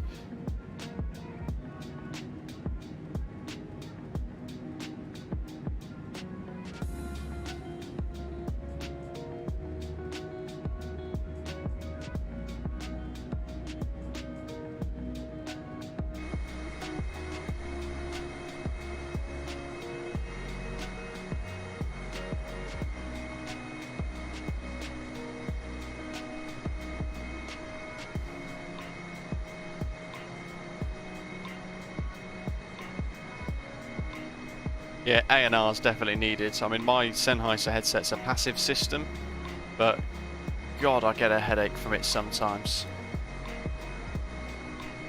Beautiful livery, Squiggly, isn't it? Fantastic livery. Love the BOAC paint. It's a shame British Airways have retired the 747-400s that had the retro paint schemes on them. They were pretty stunning. Always nice to see around the airport at Heathrow, flying about, arriving and departing. Even sat down in the maintenance base, they looked brilliant. They looked so good. Celebrating 100 years of British Airways, of course. There's a reason why they painted these. Joshua!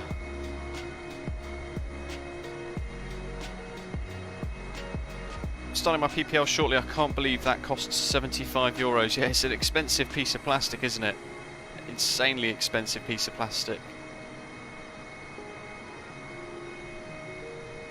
Everything in flying is expensive, but if you need to get a high-vis jacket, just go to Amazon. There's one available for about £3 by scan, I think it's called. £3 it cost, and it meets the same requirements as the one that Pooley's sells for £20. So, where you can save money, definitely save some money. Flying's expensive enough as it is.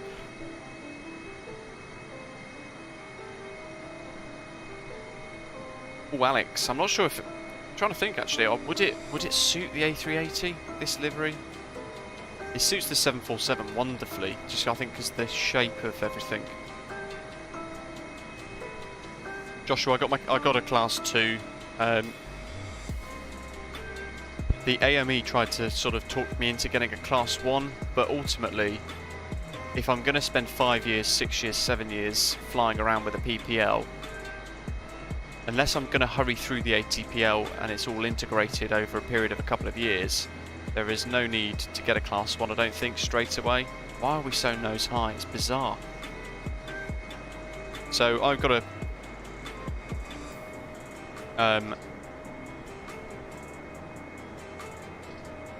what you call it?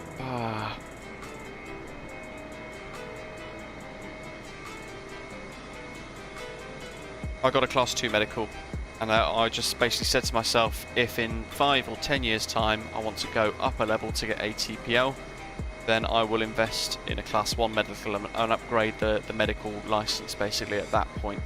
Again, that just saved me another £300. So it's all about making whatever decisions you can to make to save yourself money in the right places with getting your PPL and keeping it cost efficient. CSZB, happy birthday to you. Good afternoon and thanks for joining us. Bernie, good day to you. Good evening.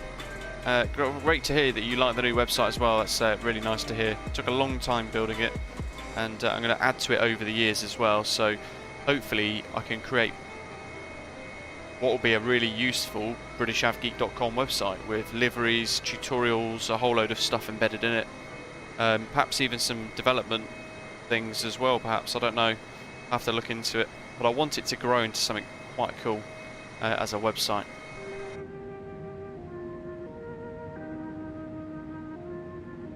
Alex, yeah, good point actually. That's a good way of thinking about it. Perhaps it would look quite good. Let's see. See, we can see ever so slight bits of terrain building in now. Up in the right on the horizon, little bits poking over the top of the horizon there. So we know we're getting close, and we can see it on our nav display too. Proper descent in 80 miles. Now the question is, let's refresh the METAR at fact. Winds are 210 at 13 knots. Wow, okay.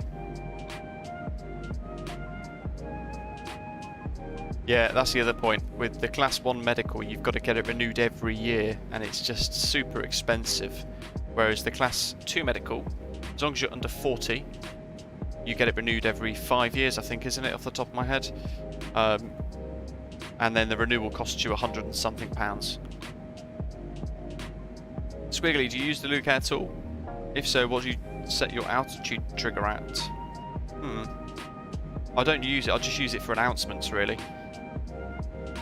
36 degrees Celsius in Cape Town at the moment. Wow. QNH 1014. Airport elevation, according to the charts, is 151 feet, and we're going to have to be at 3,000 feet for the ILS. Now, interestingly, we don't get any advice about descent through this arrival procedure. In fact, none at all, interestingly enough.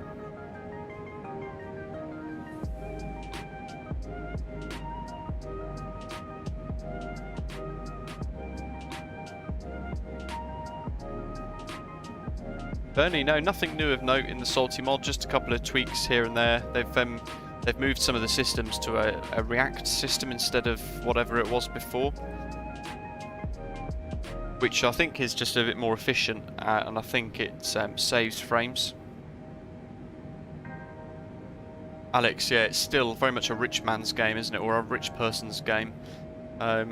As you're saying there, it's so ironic that at the moment there's a huge shortage of pilots, but at the same time it's virtually impossible to become one because of the cost. Yeah, it costs about 100 real money now, about £120,000 to get your licensing and everything to a level where you might be considered by an airline for employment. Then your pay is shockingly low anyway for quite a while.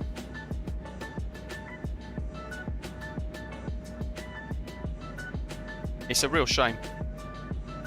You know, it's a dream of mine, but I'll never get there because of the sheer costs involved. So I think the PPL will probably be as high as I get. Squiggly, yeah, I press the buttons myself basically to trigger them. Gives me just one more thing to do, doesn't it? Right, we need to tune some of these. Let's hide that.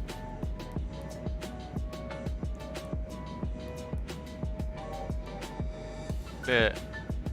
Why doesn't it want us to clear that?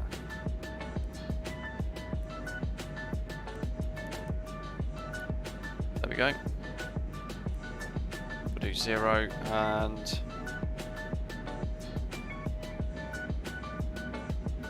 Leo, so Wizz Air are covering the costs, and all you've got to put in is £10,000 into your training, but then you've got to be employed with them for about 5 years, and they dock your wages by, I think it was £750 a month for the first 2 years, then it goes up to £1,000 for the next 3, and they only pay you, wait for it, £19,000 a year when you get the job. How shocking is that? That is absolutely disgusting of them. And they know people will just be desperate, so they'll just do it. But £19,000 a year to fly airlines, that's just. When I first read it, I was speechless. 1091 is the ILS frequency, ILS 19 Zulu, that's in the box there, so that's all good.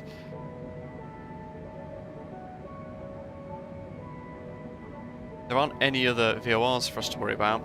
What we could do is type in 245 there, and that's just a reminder that we're flying a Corsa 245 towards the VOR. Not that we'll need to use that.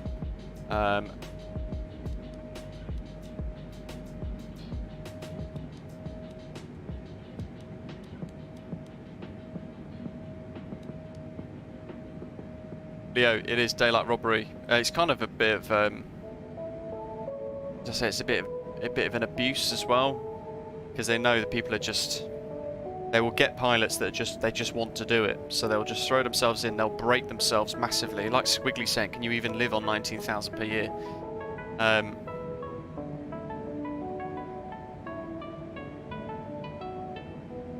I think it's shocking for the responsibility that you've got commanding an aircraft. Or flying an aircraft as a first officer or as a second officer, and then after 5 years, they I think they say after 5 years, if you're still with them, they waive the remainder of the training fees. But then you're only earning like £25,000 a year at that point.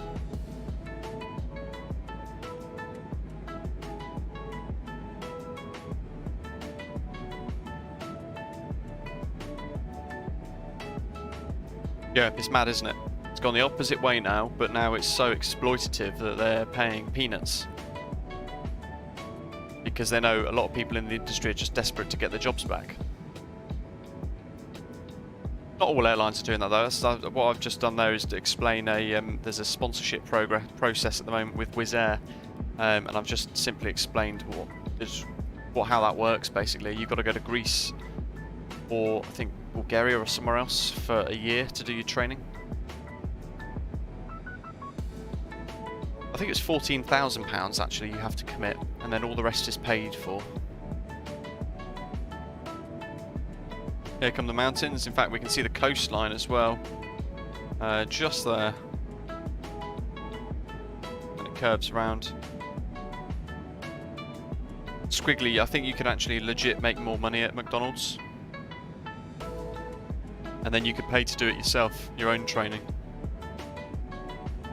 Right, okay, so we've done the arrival procedure, we've done the star. I'll probably do flaps 25 arrival, 166 knots. That seems really fast.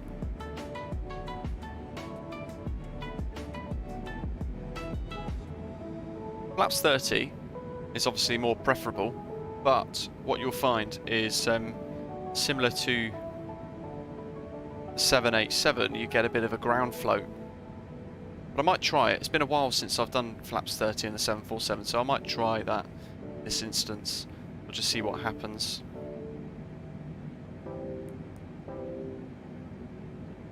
I love how we've flown the wave 5 degrees nose up as well, attitude-wise. It's quite bizarre.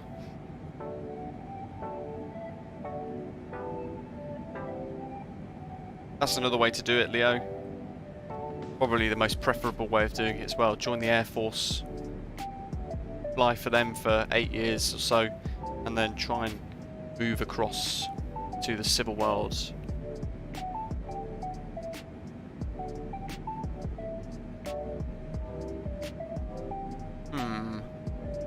What does that mean? That's a new thing I've not seen before.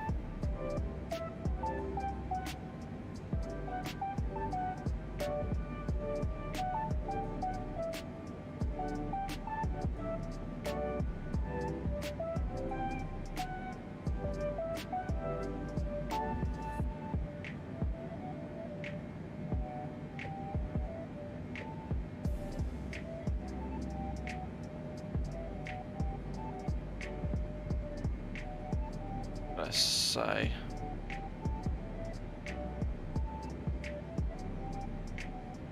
let's take a punt to see what happens with these.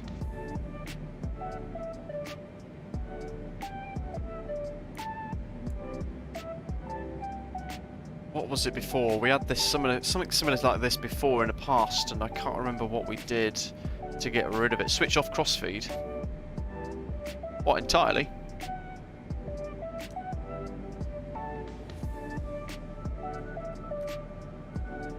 Oh, you legend. How do you guys remember these?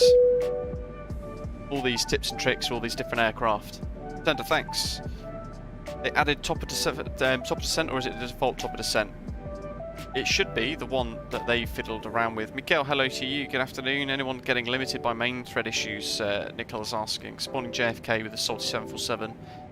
And any other airliner, for that matter, drops the frames to less than 10. Ooh.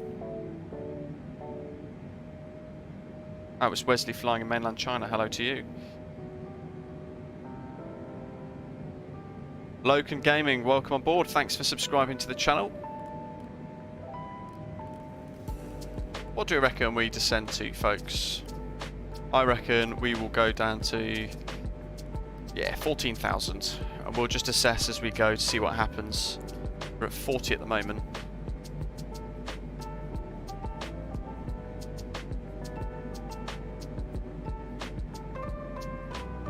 Peter, took off from Kimberley and following your photos on Volanta. Fantastic. What a way to navigate. That's brilliant. So how did you get to Cape Town then? I just followed the photographs.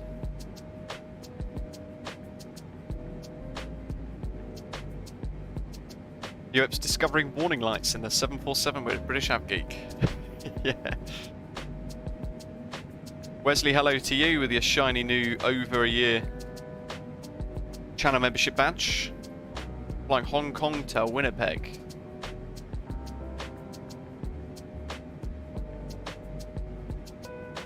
Right, top of descent. Any minute, look. Here she comes. Nice little 7-knot tailwind, pushing us down towards Cape Town in the distance. We've got to get past the terrain first as well.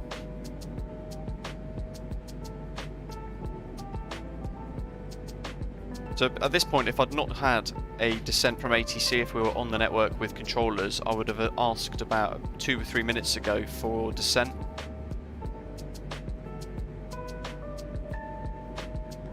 Look at that, there's our vertical profile thing, that's new. On the PFD as well, check that out.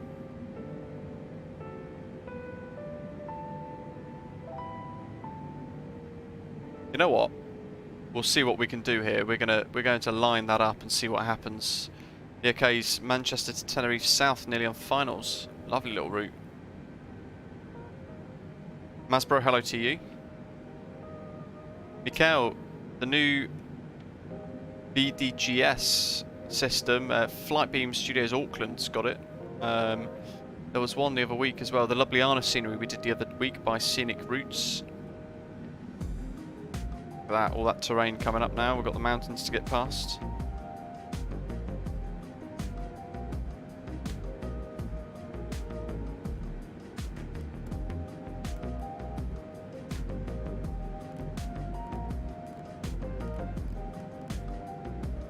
Probably going to kill this rate of descent a little bit because it's quite wild.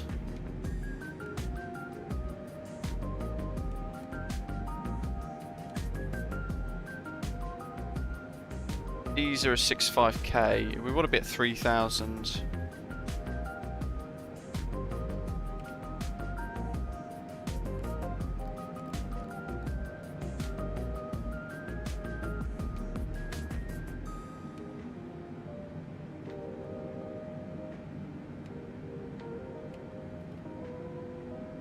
I'm going to try and target 12,000 by ERDAS. How many miles is that going to be though? 35 nautical miles, and then probably another 5 to 10 track miles to establish with vectors. 30 miles, 12,000 to about 3. That's achievable, I think.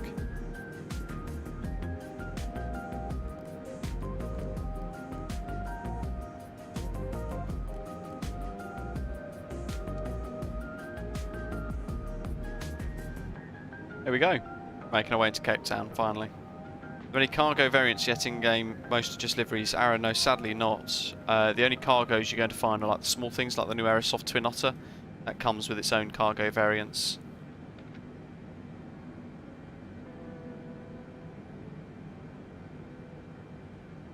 It's all radar vectors by the looks of it. Runway-wise, oddly enough, it's not particularly well configured for arrivals on 19 because there's no high-speed exits, and they're actually right turns off the runway more than 90 degrees, so quite sharp. The only most efficient one is going to probably be Bravo 3 right at the end. Otherwise, we're going to have to do quite a sharp turn back on ourselves, but I think we might be able to vacate at Charlie.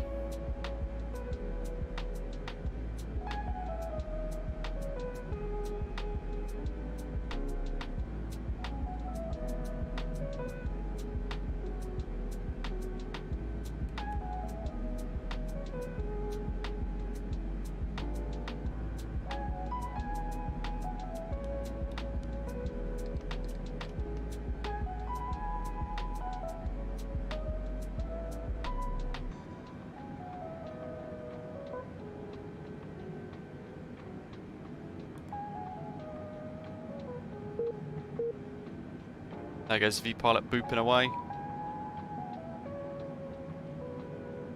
102A.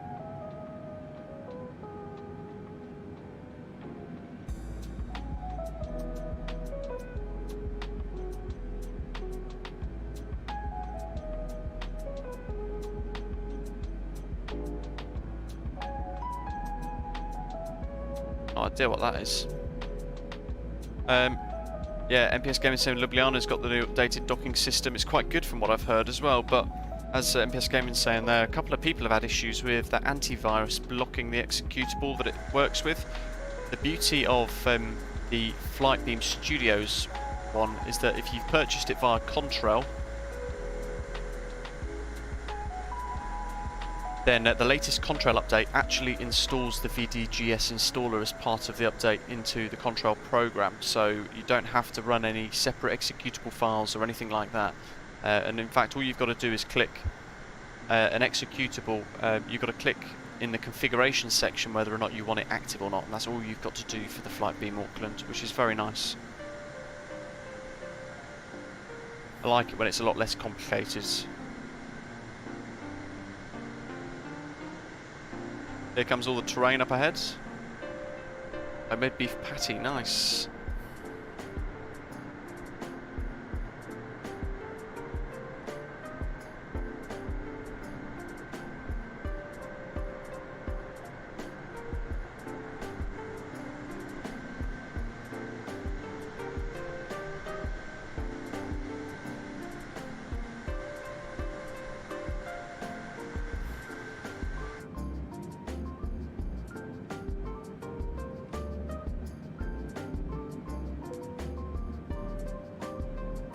Strap the nippers in.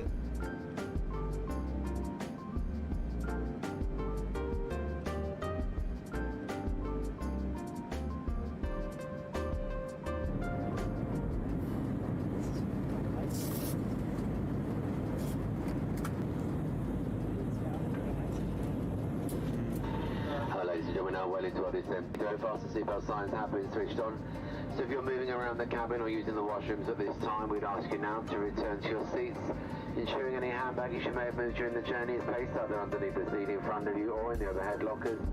Your tray tables should be folded away, seat backs in the upright position, seatbelt securely fastened for landing. If you continue to use four handheld devices at this time, however, if you're using a laptop, these need to be placed into a seat pocket or overhead locker. We'd also ask you at this time to familiarise yourself with your nearest emergency exit. Ashley, hello. Anyone having issues with the Ljubljana scene, you should go to the Scenic Routes Discord. As MPS Game was saying there, or Squiggly, sorry, was saying there, they'll give you a modified file that's good with antivirus software. And their next LJ update won't require any external executable file. That's really good to hear.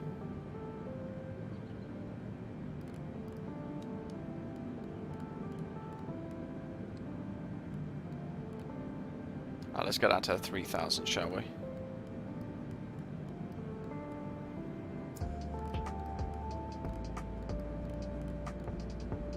Feels like my bananas broke. 40-mile range. I'm hoping I can try and master this into a continuous descent. Let's see what happens. Where's the banana now? That's not far off. Becca, yeah, we were descending faster. It was because I put it back into VNAV just to see what it did, and it locked it back to 292 for the descent. Just stuck the nose down to increase its own airspeed, basically. Maruthi, any updates on the Quality Wings 787? Sadly not. Really sadly not. They've had nothing since November last year. In fact, 2 years ago. November 2019. Wait, no, hold on. November 2020 was when their last update was. So I don't think they're even a thing anymore, sadly. Jep, good afternoon. Qubit. Yep, we're using the Luke Air tool for the arrival sounds. So we're just clicking, that was the descent one for British Airways. Just clicking them as we go through different phases of flight. Some airlines have got more announcements than others.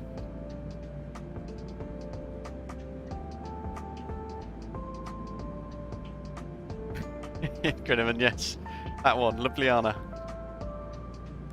I think we could probably keep this descent profile, you know, all the way down. That way we're going to clear all this terrain that we're going over at the moment as well.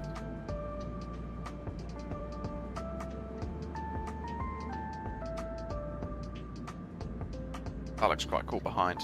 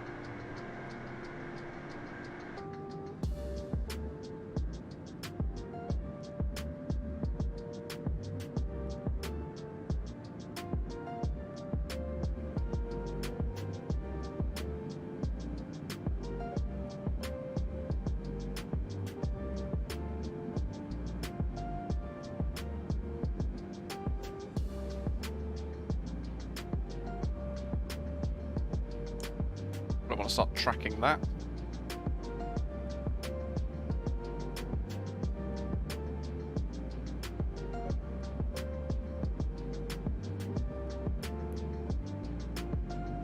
Then approach mode.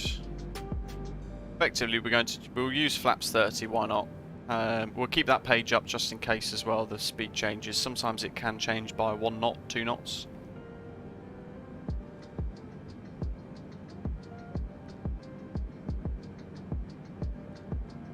And then when we get really close, we want to put approach mode on, which is that final one there.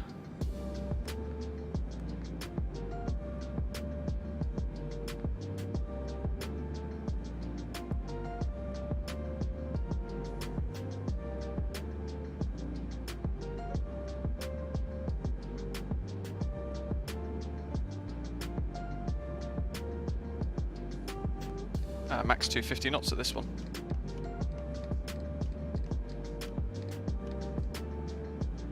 Suggests to me we're quite over the profile at the moment. Let's go to flight D10. Now this is where the VNAV goes a bit crazy, because watch this rate of descent now. Apapino, hello!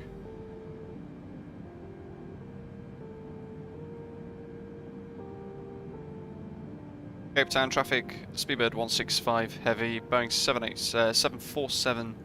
747-8 inbound, ERDAS 1 Bravo arrival, expecting ILS Zulu runway 19 at 140 track miles from approach, Cape Town traffic.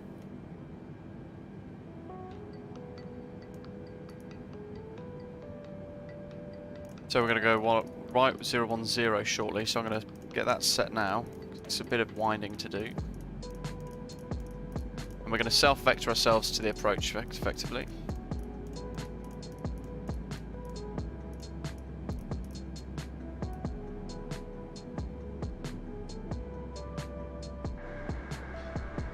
And we're descending with D10.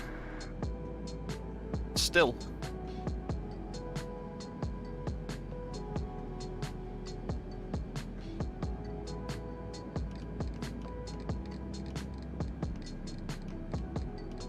Our next speed constraint is 210. So we're going to have to start putting in flaps already. So let's see. There's the coast.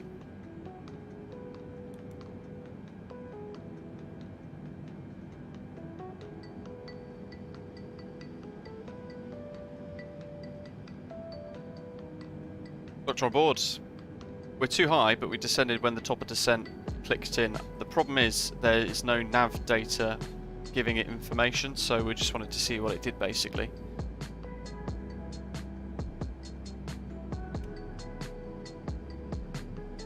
Flaps 1. We've got a bit of self-vectoring to do anyway.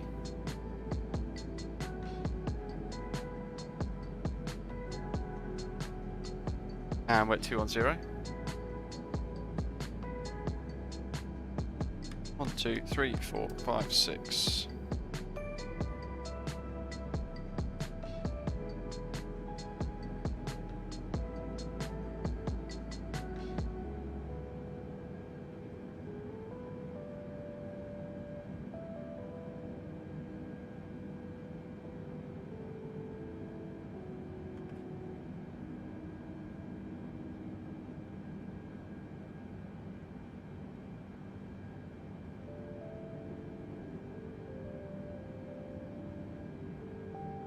Yeah, let's keep it on D10 for a sec.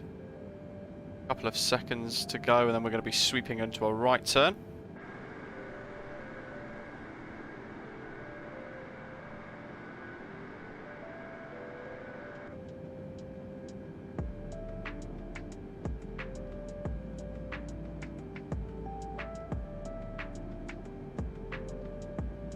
Let's get rid of this rather distracting music, shall we?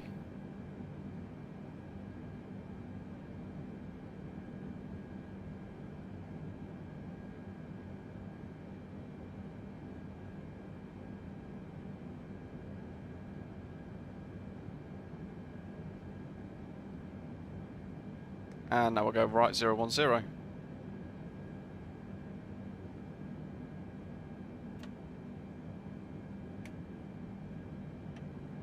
And speed brake armed. We'll go auto brake 2.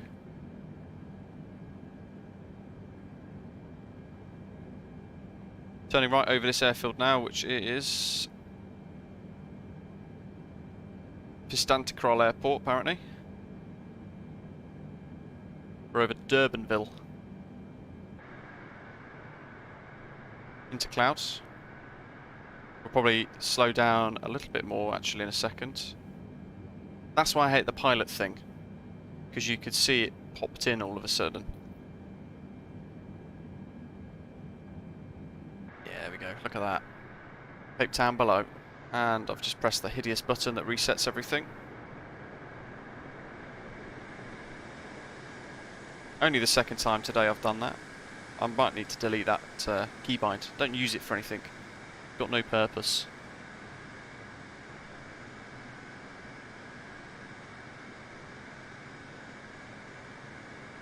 And of course, we'll probably want flight recorder running, won't we? So let's get that fired up, ready to go.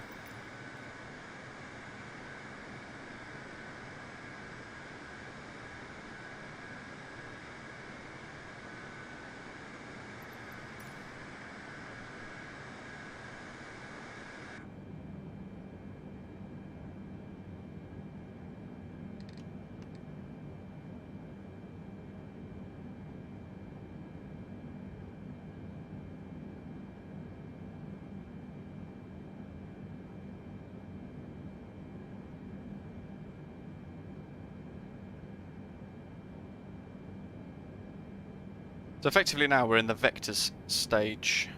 We know that we've got an ILS course of 189. 9. So we could call that 190. So we'll try and come in and intercept at about 210, 220 degrees.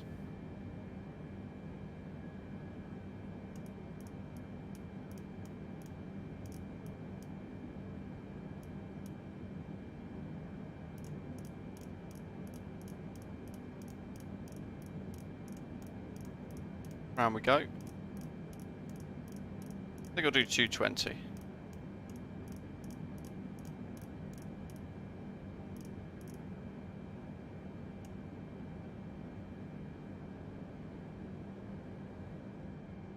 Look at that.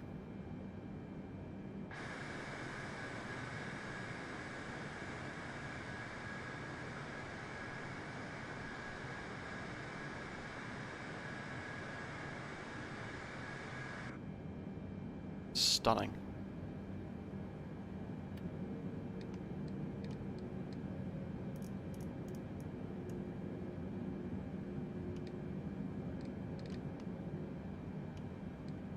And we'll do, I don't know, 190. That'll do us, I think.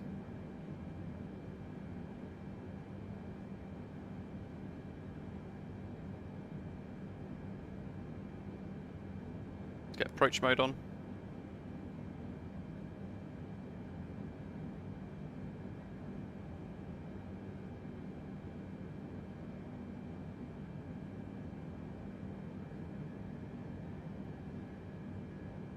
Look at this.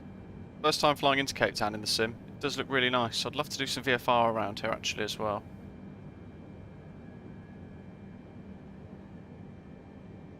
Photogrammetry down there, the satellite imagery and stuff just looks remarkable.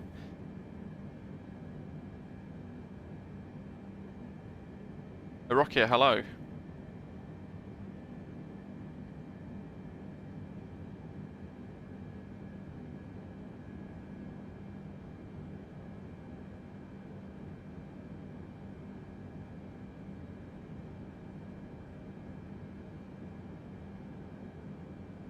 And I've hit record on flight recorder now.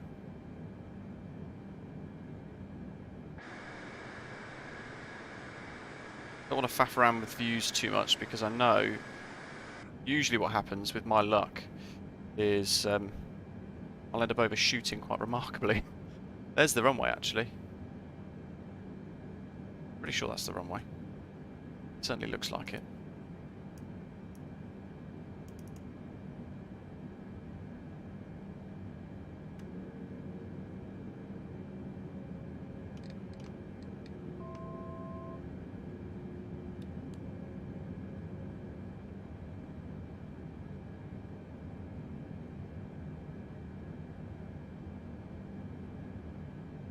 Chief Sim Pilot, hello to you. Welcome.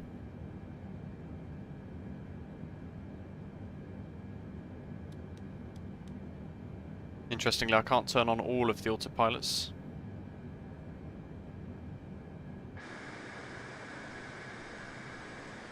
Let's go across the other side, shall we? Oh my god, look at that.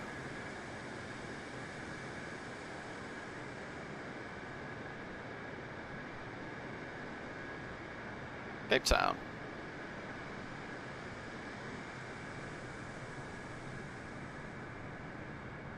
I hope to God this is establishing properly.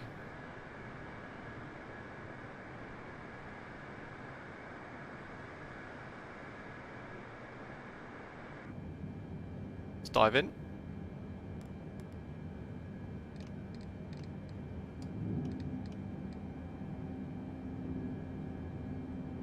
Cape Town traffic, Speedbird 165 heavy is 8 miles established.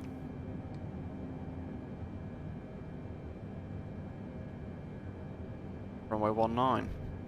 Let's see. 66.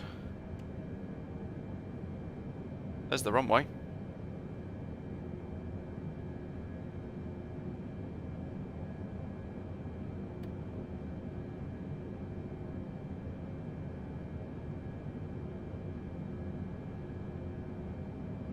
On 63.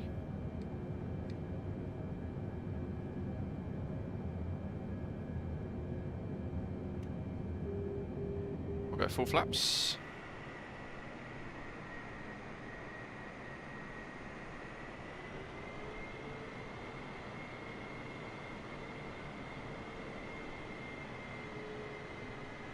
Now I've got this on flight recorder, so we will enjoy some of the views a bit more in a second once we get her down on the ground safely without problem.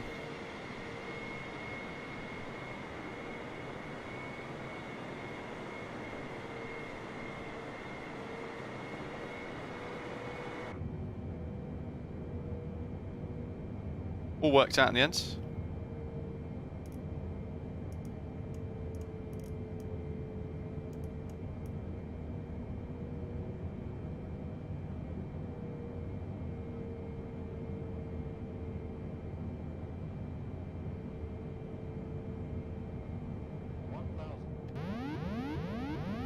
Are in. Got gear down, we got laps 30 set, and we know the missed approach as well. We've got a crosswind, ever so slightly of just a couple of knots, predominantly more a headwind than anything else.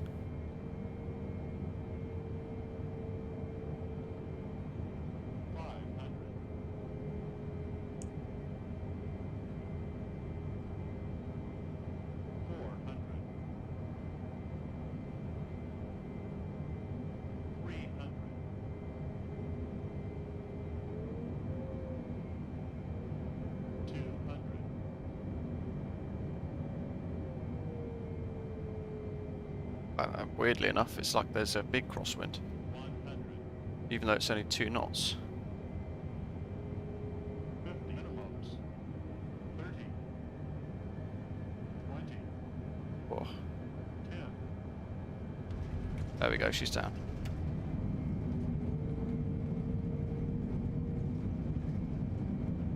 Good grief. She wallows, didn't she? The biggest thing with this sim is nothing ever seems to like crosswinds. It's rather weird.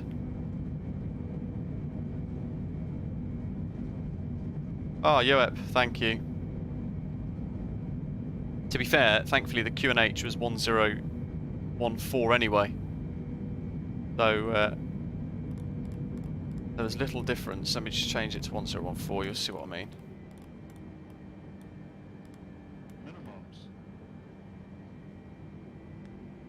There you go. It did capture the glide slope, Jobo, yes. Where are we vacating? Ah, Charlie, like we were hoping. Fantastic. Sobo's Handmade Cape Town.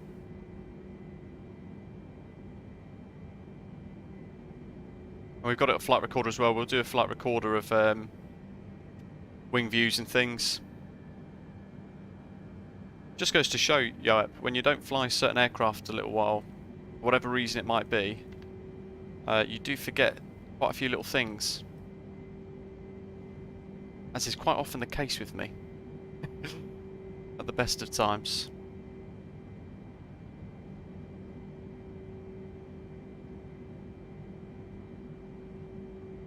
Right, I'm going to end the active flight now. Got anybody on the ground at Cape Town? Don't think there is. Let's do a nice sharp turn there.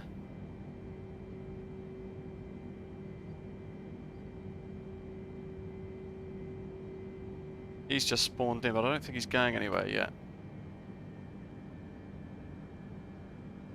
Just going to zoom in.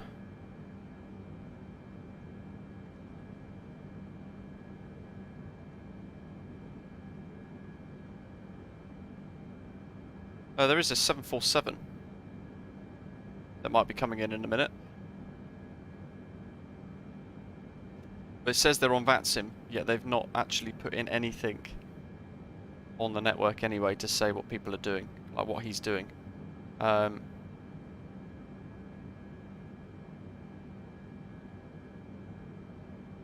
don't know what he's doing actually.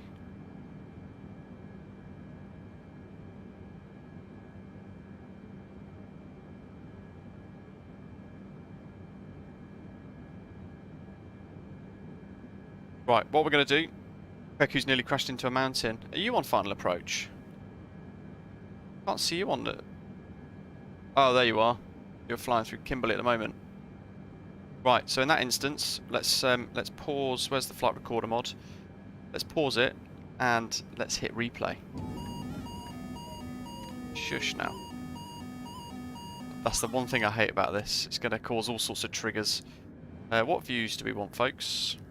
That one probably, right? Followed by that one.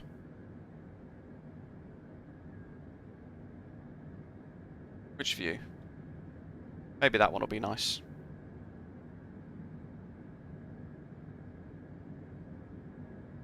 Touchdown rating, because you will all be wondering. We're using the freeware flight recorder mod for Microsoft Flight Simulator as well, available on flightsim.to. Touchdown rating, minus 166 foot per minute at 0.98 G.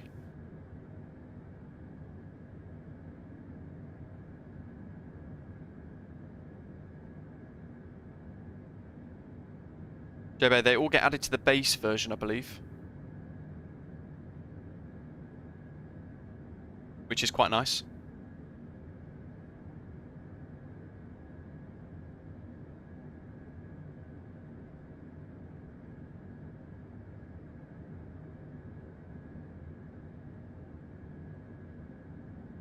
Greg, we are indeed. We're not conflicting with anybody though, I don't think. I'll connect as observer just in case.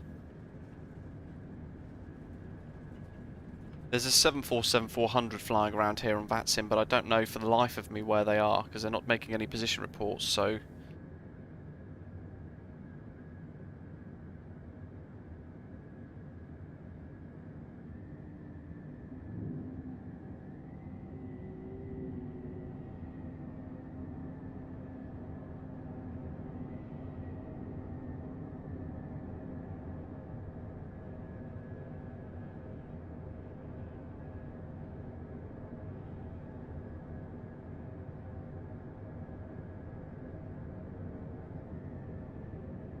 There go the flaps. This looks fantastic. What a great part of the world that's worthy of exploring. Callsign traffic, Walker 134 taxiing to runway 100 via Bravo and Alpha, crossing runway 16 via Foxtrot, holding point Alpha 2, Cape Town. So I've connected as an observer now, just in case I cause any problems for that chap who's taxiing.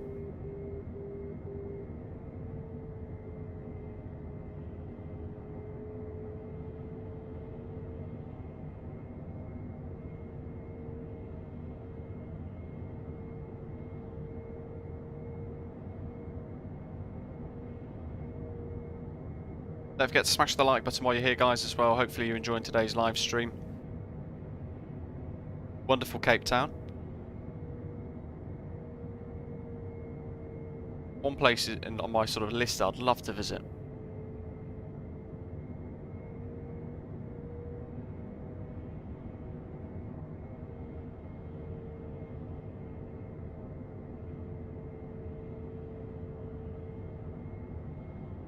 Gate 810, Doctor on board, thank you. Hopefully that's right in front of the terminal.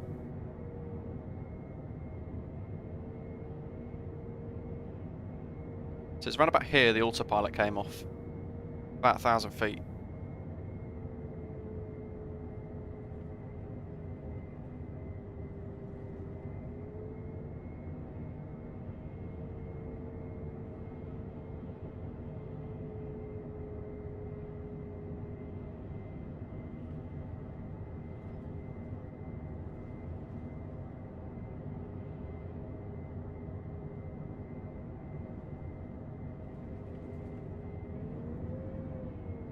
Love watching the flapper-ons twitch. Load of power there just to kill the sink.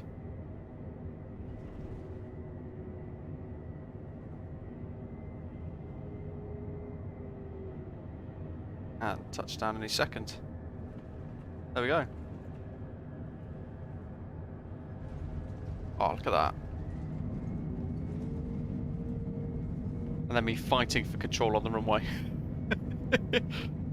The wheels would be screeching and everything, probably. It's a really nice looking Sobo handmade airport, I think, as well.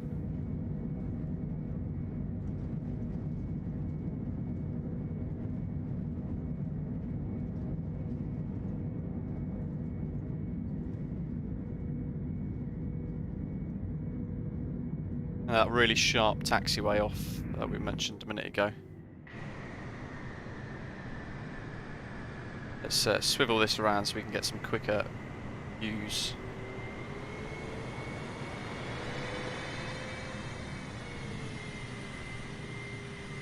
Still don't know where that 747 is that's supposedly coming in.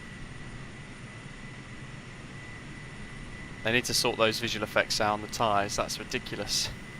It's like the Red Arrows times 100. Smoke everywhere.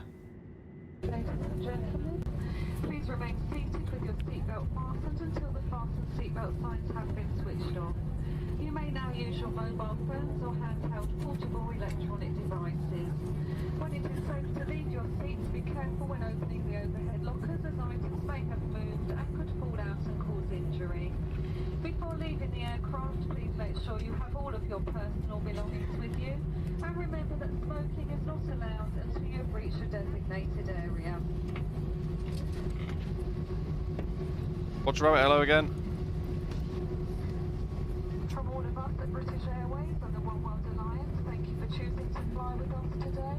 It has been our pleasure looking after you on this flight, and we hope to welcome you on board again very soon. We wish you all a safe and pleasant onward journey. Oh, that's a violent way to stop the recording. Weekend. Thank you.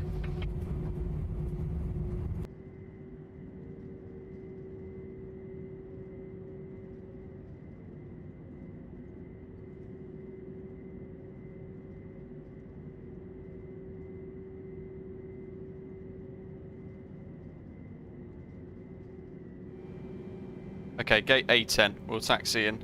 Let's have a little look. Speedbird 566 heavy, establishing closure runway 19.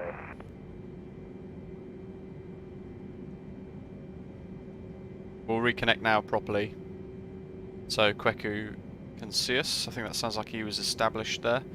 Gate A10, where is it? In the middle somewhere. 17.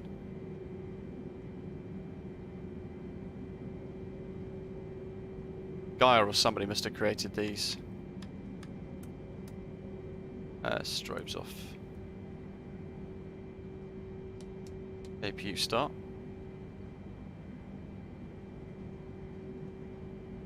Alpha 11.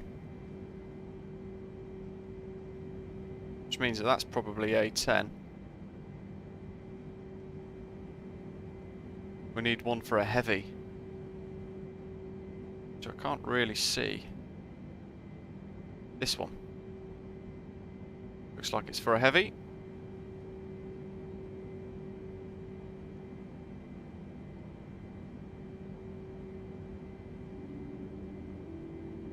Alpha 7.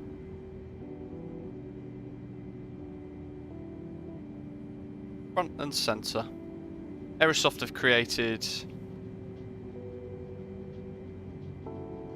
the Cape Town scenery for Microsoft Flight Simulator, and you can get an Orbex landmarks pack as well, I believe, for Cape Town too, if you want even more detail and immersion.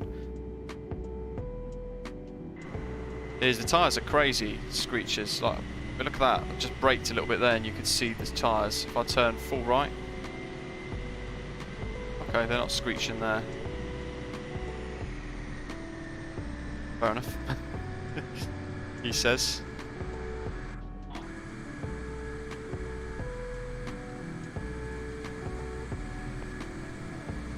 Traffic, Walker 1349, crossing runway 16. There's the Walker airline. Kweku's on finals, so let's try and catch his touchdown.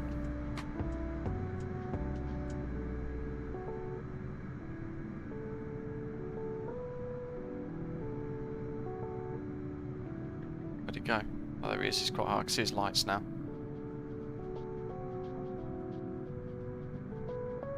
What do you guys think of Cape Town so far then? Nice default scenery. It looks quite nice.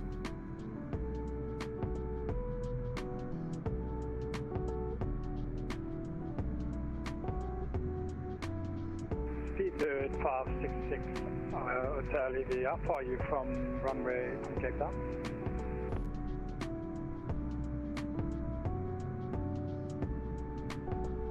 He's right there.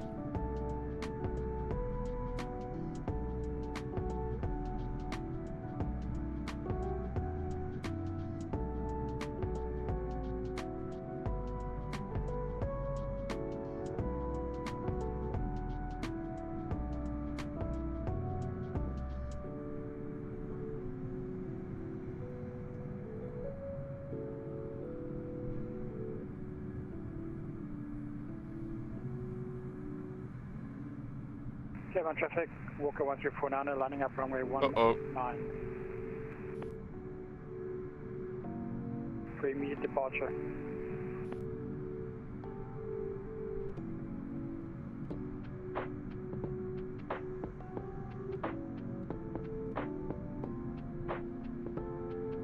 Cue the suspense music. Traffic, Seabird 56 Heavy, 3 miles on the runway 19. Okay, loads of room, 3 miles.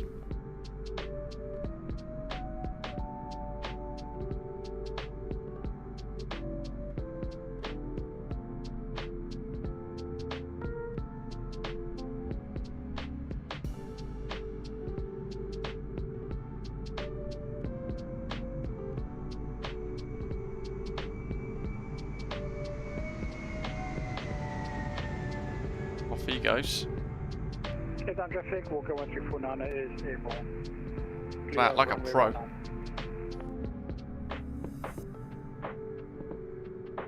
Loads of room, 3 miles.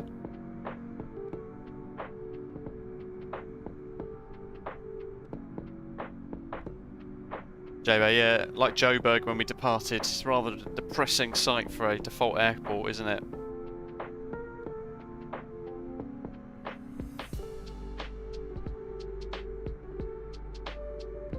What's depressing is I've got half an hour before I need to get ready for work. For a night shift. Oh, God.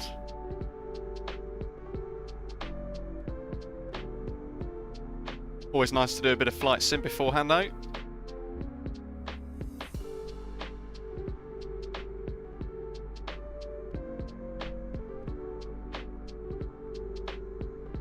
Ooh.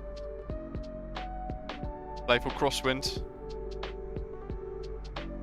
Winds are variable as well, I think they were, so on the METAR.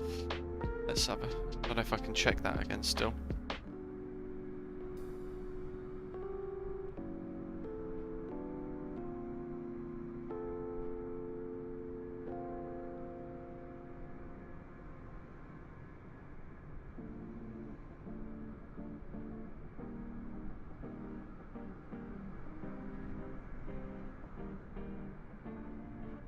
at that. There go the flaps and the spoilers. And Kweku's down. Nicholas, can't talk about it sadly.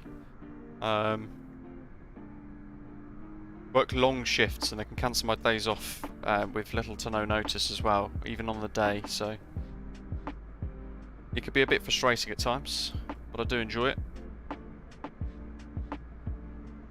Let's pan back round then. So this is the default Asobo handmade Cape Town, which is actually quite nice. I'd imagine Aerosoft or Gaia or somebody has created it.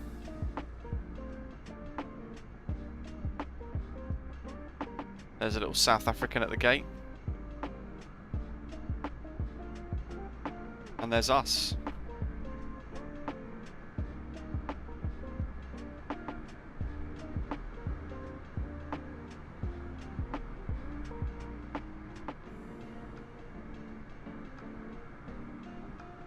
This is kind of what you hope from a default scenery as well. It brings it to life enough, doesn't it?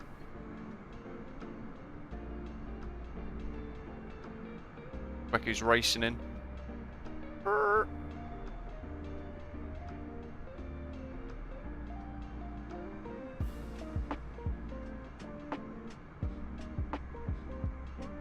I've still got my engines on.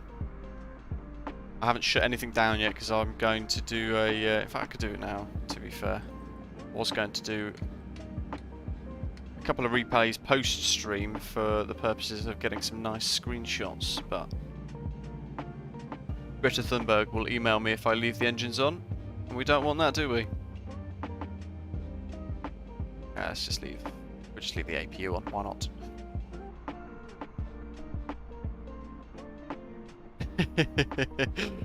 Yeah, yes.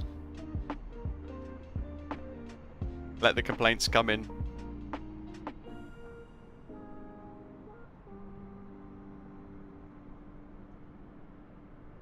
Look at that.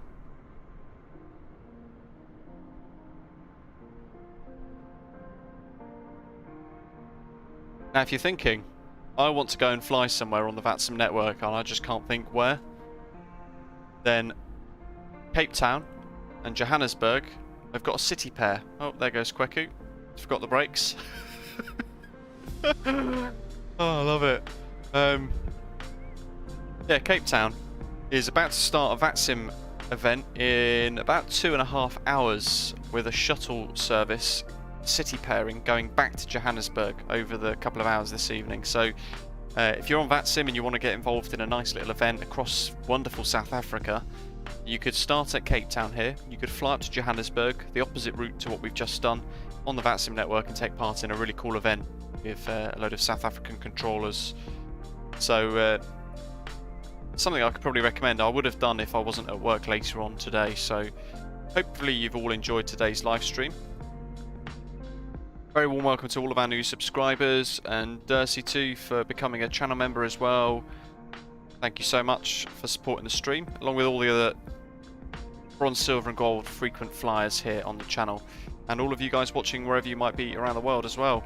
Do check out britishavgeek.com, our new website, lots of content, links to our Instagram, our Discord, everything all within the website there, and you can download all of our channel liveries from there as well, including our brand new Osprey Airways A320neo painted by Tapsy just a couple of days ago. Thank you very much for watching. Don't forget to click the like button before you head off, and enjoy the rest of the weekend, whatever it is you might be doing, whether it's VATSIM or anything else in the flight sim world, then I hope you enjoy it. Thank you all for watching, and I'll see you very soon. Take care.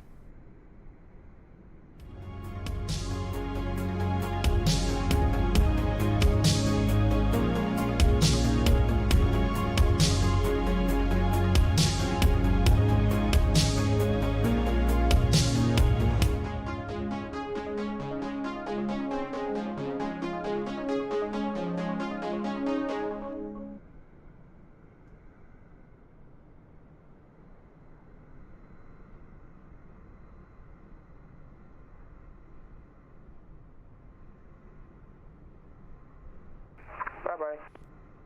Cheers, see ya.